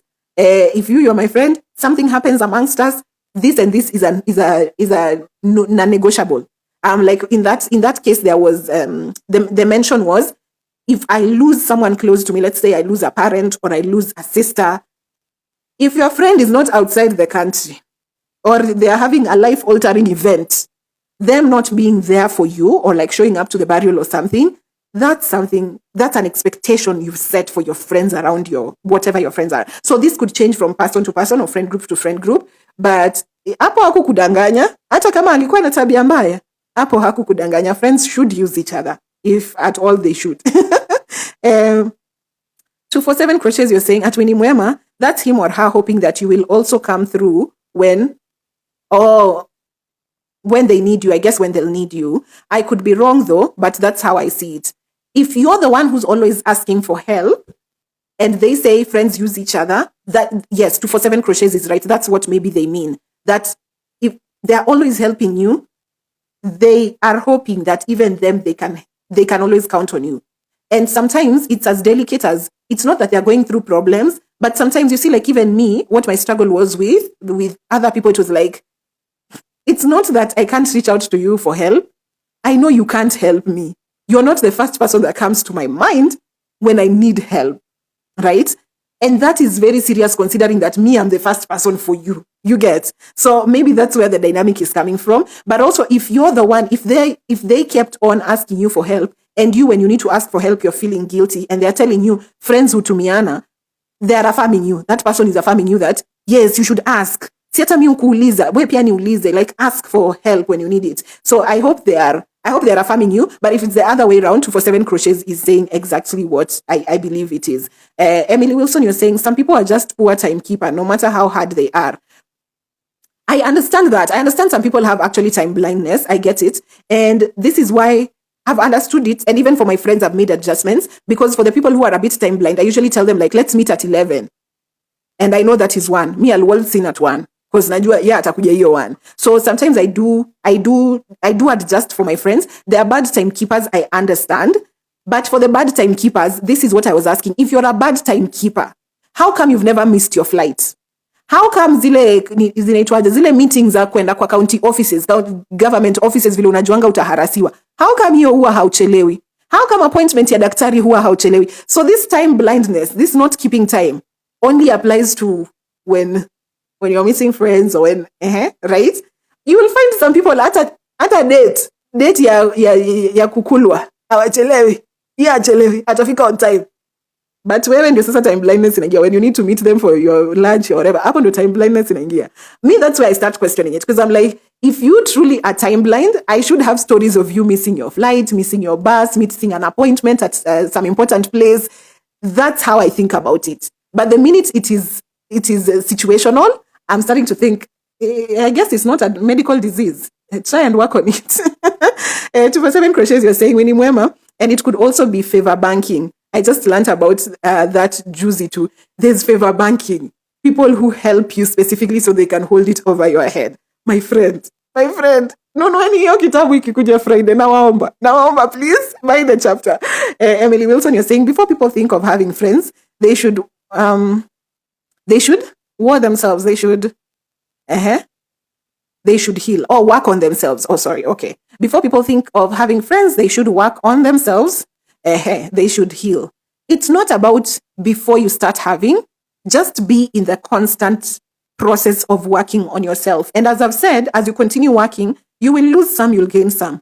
There are friends you'll get on the way as you're healing, as you're working, who you will lose because you are toxic while you are going through your processes, okay? And that's okay too. You will also gain friends while you are in good spaces, and those ones will stick around as you continue to move. And even them, they're going through their processes. Some will fall out, some will remain. It's okay. So don't also over intellectualize your processes in life. You are human. So don't calculate every tiny bit of detail. Just live and set to boundaries and requirements here. And they're just set structures that protect you from the world generally, but continue to live. Don't calculate every single detail of your life. But yes, work on yourself. That should be constant. It should be constant, because even as you work on yourself and you heal, something else comes up.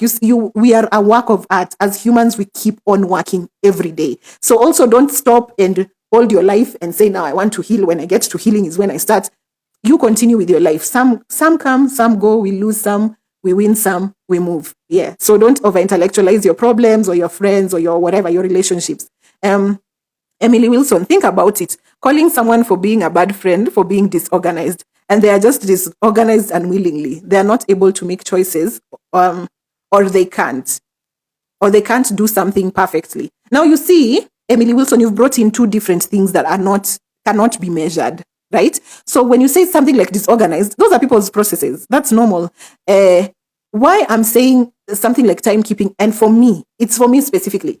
I realize even the friends I've met and I've given grief about timekeeping, them and their friends before me were working just fine. Okay? Sindio. So maybe it was working in their dynamic. In their dynamic, your timekeeping mbaya ilikuwa tu inafanya sawa. So at the end of the day, it's very personal to me, but also disorganization.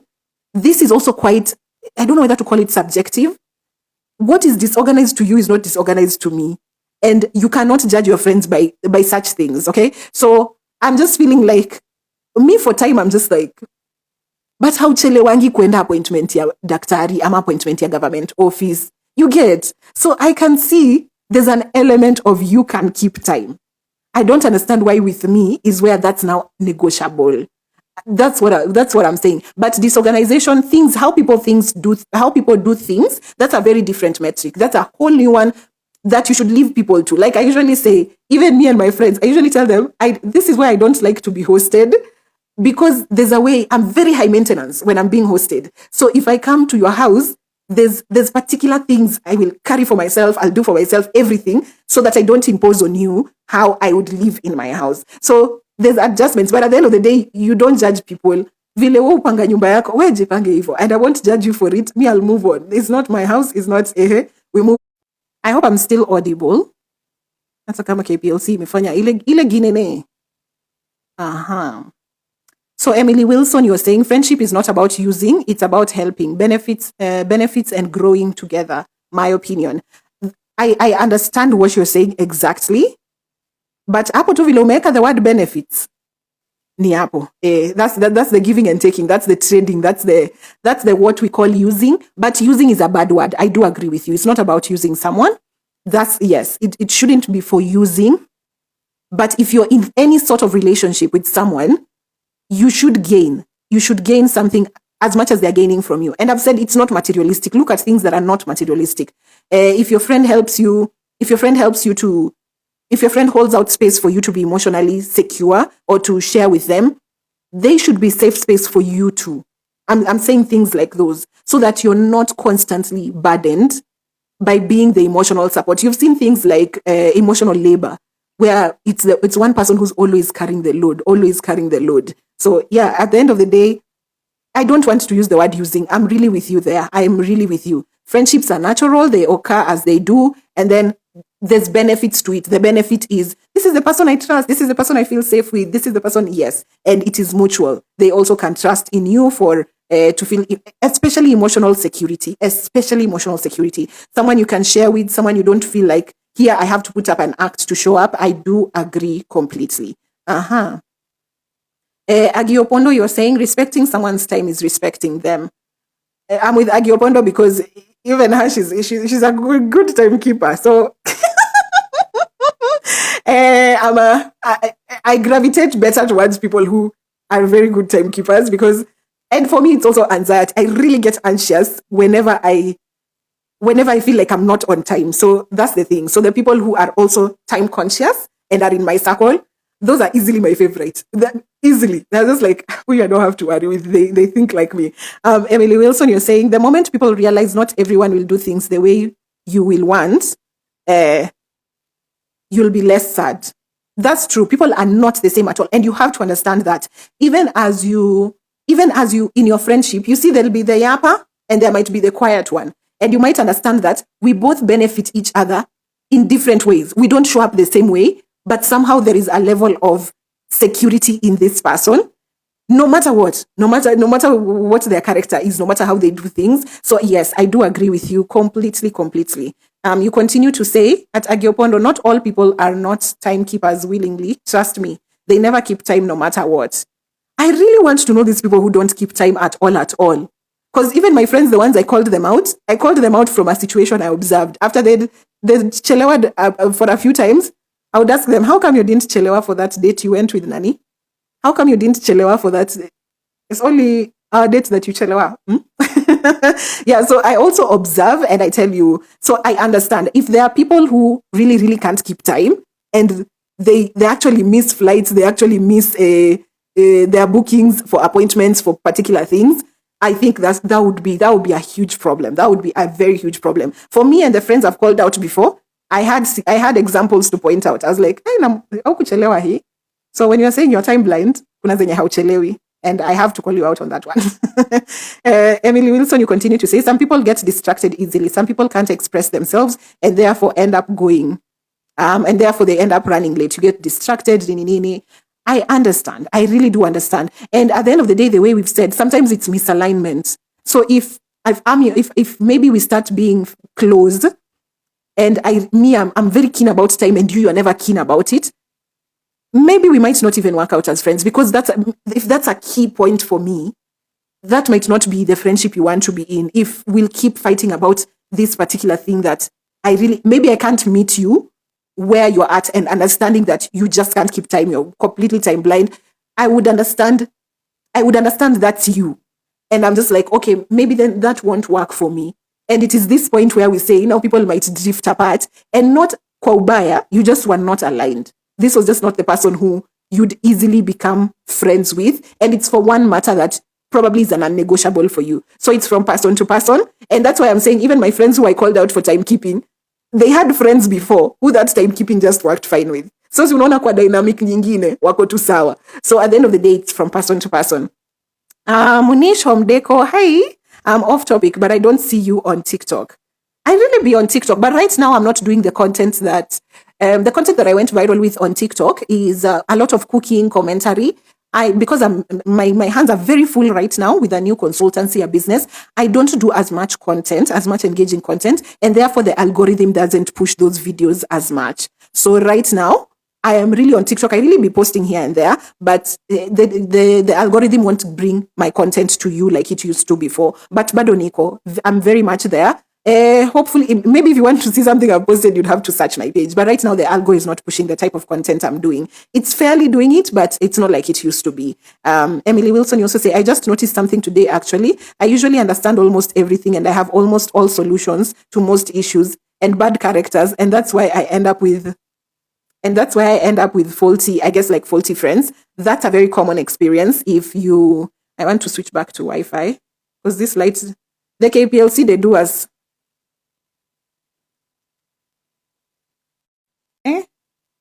I have almost all solutions to most issues and bad characters, and that's why I end up with faulty people who sometimes make me feel sad because I tend to understand everything. Unfortunately, I end up having incomplete people. Ebo explain hapo kwa incomplete, because I know when you're very what you're going through, I understand completely. You're a very efficient person. When unajua vitu zinafanyika wapi, you know how to handle things. You have answers, you have solutions, you see things, you are able to create solutions very fast, you're proactive, nini. Yes, and people might grow reliant on you. This I learned from my family, and that is why maybe with my friends I've been able to handle it better. But when you're the person who always has a solution, it's very easy for you to be the one to be relied on throughout. And it's exhausting. It gets to a point where it's exhausting. And then now the people who rely on you, I don't know, sijui nini mbaya na binadamu saa zingine. You see the way here, you people have asked me, but who's taking care of Olive? A lot of humans don't comprehend that. So a lot of humans are just like, Emily will sort, Emily will sort, Emily will sort. And it never occurs to them, then who's sorting Emily? And now they become reliant on you because you seem to be the superhuman person who never needs. You can support, but you never really need. So I don't know. That's heavy. So again, we'll go back into, again, I've addressed it in the book. We'll go back into the situation of, are you setting up boundaries? Are you saying no? It will get to a point where you'll have to limit who has access to you and your efficiency and everything. But again, it's a process. The way I said, I got to a point where I said no to everyone. Maybe I even lost good people at that time because I was just on a no spree. Maybe that will happen first and then before you get a method for it. But I completely understand you. You continue to say people who are rejected, considered bad, disorganized, rude, poor communication. Oh, that's what you call people. Well, that's what you call people who are not very. I understand. Nimekuelewa. You're like the home for misfits. The people have rejected you, somehow you understand, you're able to see their point of view. I get it. I really do get it. And I think, again, it will just come to striking a balance. The way I've told you, even me, I understand multiple perspectives. And that is why I went into EQ. Because there are days when I can tell you the villain has a point. Imagine the villain has a point. Najua ni mbaya. Lakini hear me out. They have a point. So I really do get you. So you sort of feel like you are home for people who have been rejected. They've been called certain names, but with you, they can find security and all of that. So you'll also have to gauge, and also you'll have to strike a balance, because there are times when, as much as they feel like you understand them, there are times I just go, hapa ni wewe ulikosea. And you see, that's why I found that friend of mine who I mentioned in the beginning, I found that very interesting, that she was able to say, I see why you're hurt, but I see the point of view of your aggressor. I see why they acted the way they acted. So it takes very high EQ to be able to learn that. Hapa ni wewe mwenye makosa. And I'm going to tell you, hapa ni wewe mwenye makosa. So yes, understanding people is very good. And also holding out space for people who are not understood, because that's a very common thing. People who don't toe the line in society, it's very easy for them to be cast out and they are labeled. And in real sense, when utakuja kugundua, you will come and learn that actually these people were the victims. But it's the people, the majority who agreed or whatever, who cast them out for just being different. Yeah. Uh-huh. Oh, I get it. So that's why you are fighting for timekeepers. Unawaelewa sana. For poor timekeepers. Ama my understanding, everything is a mental issue. Yes. And you have to check your mental. Make sure it's in a healthy place so that you're also not exhausted. If you have high, what is it called, like strong mental fortitude, you will attract a lot of people who will be reliant on you. And people need to remember, there are people who have higher, they can support people more than others, but because people won't remember, you have to set those boundaries for yourself, those limitations, because you're only human. You might have the gift of what, but at the end of the day, you're just human. You too, you crash out. You too, you burn out. You too, you get tired. You too, sometimes need someone. So at the end of the day, people might not see it, but make sure that you've set structures so that you also protect yourself, and not protecting yourself from bad people. Sometimes just set structures so that you're able to rest. Even God on Sunday rested. Sijui kama ni Sunday, but the seventh day, he said, enough. Hebu nilale hapa kidogo, nijilaze hapa chini kwa mkeka. So it should be the same for you as well as a human being, okay?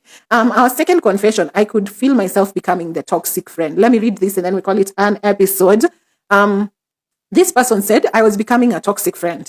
In the simplest way I can put it, I had feelings for a friend in my small friend circle, made a move, got turned down. I didn't want to be a douche and just duck out on a friendship, so I stayed friends and figured I'll get over it in time. My roommate at the time, who was my wingman for life, started moving in on her and they started dating. It was making me very jealous. And as much as I was trying to be supportive of my friend, I was bitter. And those feelings were starting to affect the group as a whole. So because I wasn't doing well and because I couldn't confide in anyone, I moved out of my roommate's place and left the group chat for vague reasons. I moved because cheap rent, which was true, oddly enough. I didn't block anyone. If anyone texted me, I responded. If I got invited anywhere, I showed up. And if her and my old roommate were there, I was polite and brief. It was the single best thing I could do for myself, as now I am in a way better place than I was before. Sometimes people will drop out of your life because it's what's best for them. So I love that this person took accountability and they knew it's not a you problem, it's a me problem. Because right now I'm not going to blame my roommate for moving in on my girl. And you see, this is why I've always said, I don't mind my friends dating my exes, because whom am I in the way of a soulmate? Labda huko ndo mlikuwa mnatakikana. You are meant to be, alafu mimi nimekazana hapa. You cannot date my ex. I really feel it. So you cannot block whatever happens with the people around you, but it still makes you feel some type of way. So this person removing themselves from that situation, and I said this is why I really appreciated when Lonzi on Over 25 said there are times she'd had to mute some people because you're not doing well, and it's not that you're a bad person. You're just human, and these things affect you. The people around you are doing things, and they don't owe it to you to stop doing those things so that you are okay. So you have to catch yourself in that moment and adjust accordingly. So this one really removed themselves from that situation. And you see, they're not even projecting. They just know today I'm going to meet the person who was supposed to be my girlfriend and my wingman, and they're going to be together. I'm going to keep it polite, brief, and I'm going to move on. And I'm going to try my best and start another whole relationship, like another whole group of friends somewhere. So at the end of the day, being human is not easy. You just have to adjust. You really just adjust all the damn time. But what we were talking about is, are you the fake friend? And I think a lot of being the fake friend is catching yourself in those moments where you're not being the nice one and adjusting accordingly. So for this one, he had to move out, get out of the friend group. And then he also didn't want people to feel guilty. So he was keen to tell the friend group, I moved because of rent. So a little white lie here or there so that people don't also feel bad. But anyway, I don't know. Someone else can analyze this situation for me and tell me if what they did is okay, or should they fight for their voice to be heard? You dated the girl I wanted. Now I feel jealous. You guys need to hold space for me. I don't know. But I genuinely think this is very big of them. And you see, they're saying the hawakutoka na hana ubaya. When the friends text, he texts back. Whenever they need something, if he's invited to somewhere, he shows up. So he didn't leave ile ya kiubaya, like I'm done with you guys are not loyal. So that's the thing. Being a good friend calls for noting when you're not being good to the people around you, catching yourself in it, and also removing yourself. And removing yourself in a decent way so that you're also not manipulating the situation. You see the other confession we saw, the idea of also ghosting. You're leaving the other person in a situation where they don't know what they did. They might be self-conscious. They do not know. So communication is key. And I think a lot of people here have mentioned communication being very key. 247 Crochets, you're saying, just to remind you, Emily Wilson had earlier commented that she's always trying to understand why. Why did you do that? Why did you say that? And it's that comment is now starting to make sense. Yeah, you're finding, I know what you did. And instead of us who are just like, what you did, that makes sense, right? Emily Wilson is the type of person who wants to understand why did you do it. Maybe they'll be able to reason out with your point of view and it will make sense to them. And a lot of times that's just giving platform to the person who you think is the aggressor to give their end of the story, which is also very fair. It's very, very fair. But as I'm saying again, you'll have to create a structure for it. Because at the end of the day, I promise you, everyone's reason in the world makes sense. And even if it doesn't make sense to you, it makes sense to them. So sometimes, Pia, you'll also have to set up those structures. Emily Wilson said, but most of the time I've been misunderstood and I've never liked seeing people being misunderstood for things they can't control. I get you. And this is where you see now there's something, you're packing a particular trauma that makes you interact with other people a particular way. And I can relate to this because of the way I was treated when I started working in different offices. the way I was treated by people, I realized when I got to the place where now I was the old person in the office, or there's a newcomer coming into the office, I realized I really compensate with the way I was treated, and I wouldn't want anyone to feel like that. So I was very friendly to people coming into the workplace. I always made sure they know what to do, they know who to watch out with. I can buy you lunch as the new person in the office that day, just to get used to you. I can show you where things are gotten. I can go home the same route with you that day, just so you feel like there's someone here who's not necessarily coming for your back, So I get it. I really do get it. When you're misunderstood, you really hold out space for people who could be misunderstood as well. So I really get it. I totally understand. And I hope you holding out that space for you doesn't expose you to people now using you. Because who said here, there are people who are actually just manipulators. They're just bad people. And they'll just go around looking for someone to use, and not for any reason. And there's a reason why. There are people who, yes, they've been misunderstood. And there are people who, it's valid why they were cut off the other place. It makes sense why ule pia alimwacha. So as much as you understand where they're coming from, also realize that, I've said this so many times, we are not rehabilitation centers for grown-up people. Remember that, and remember that, yes, you're holding out space for them. Yes, you're being a kind person, and you understand because you've been there. You really have been there. But also again, limits, because you are not rehabilitation center.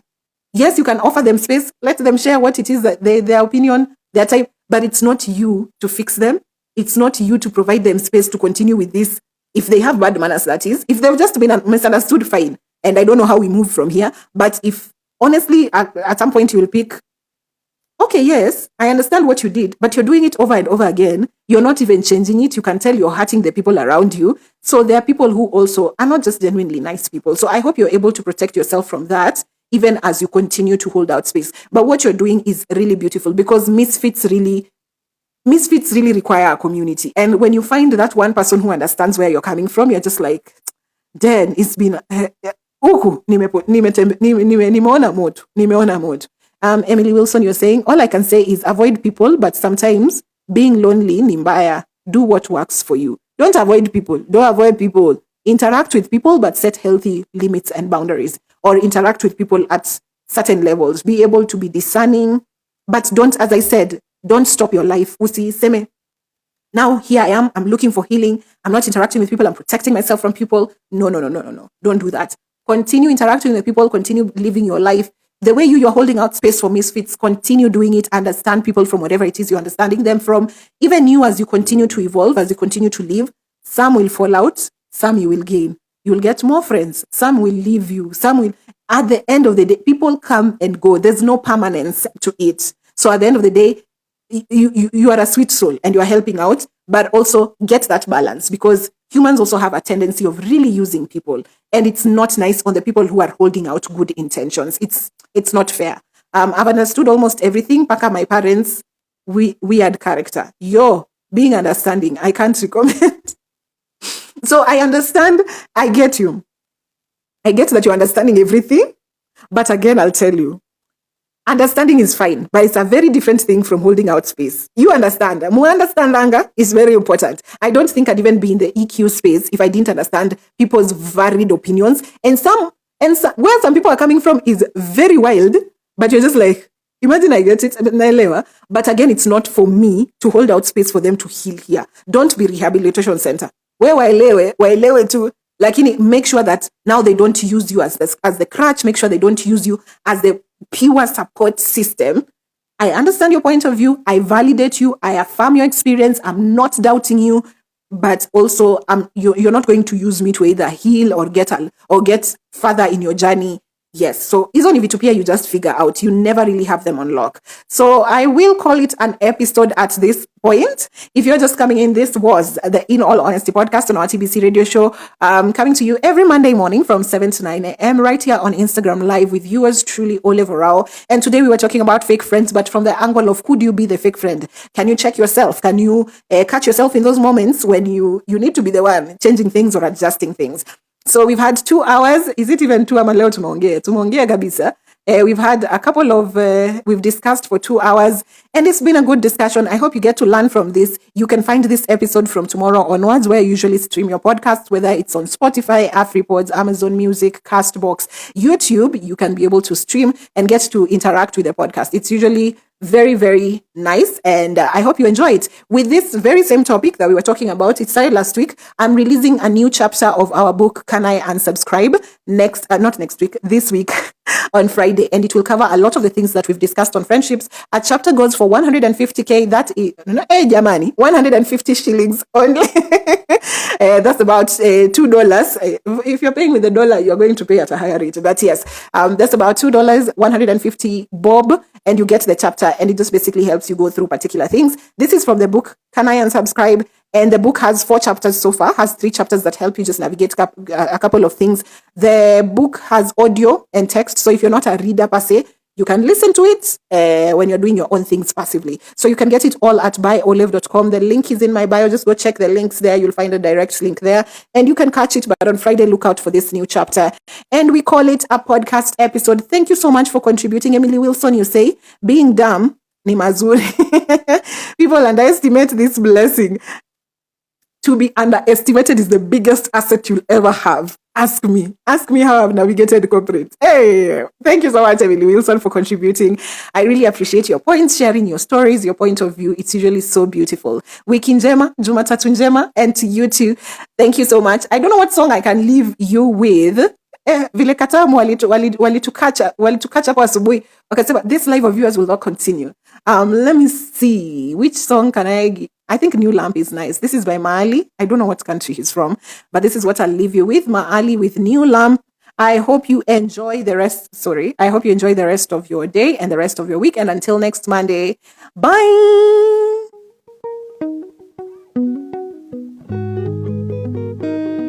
No, that's not Maali.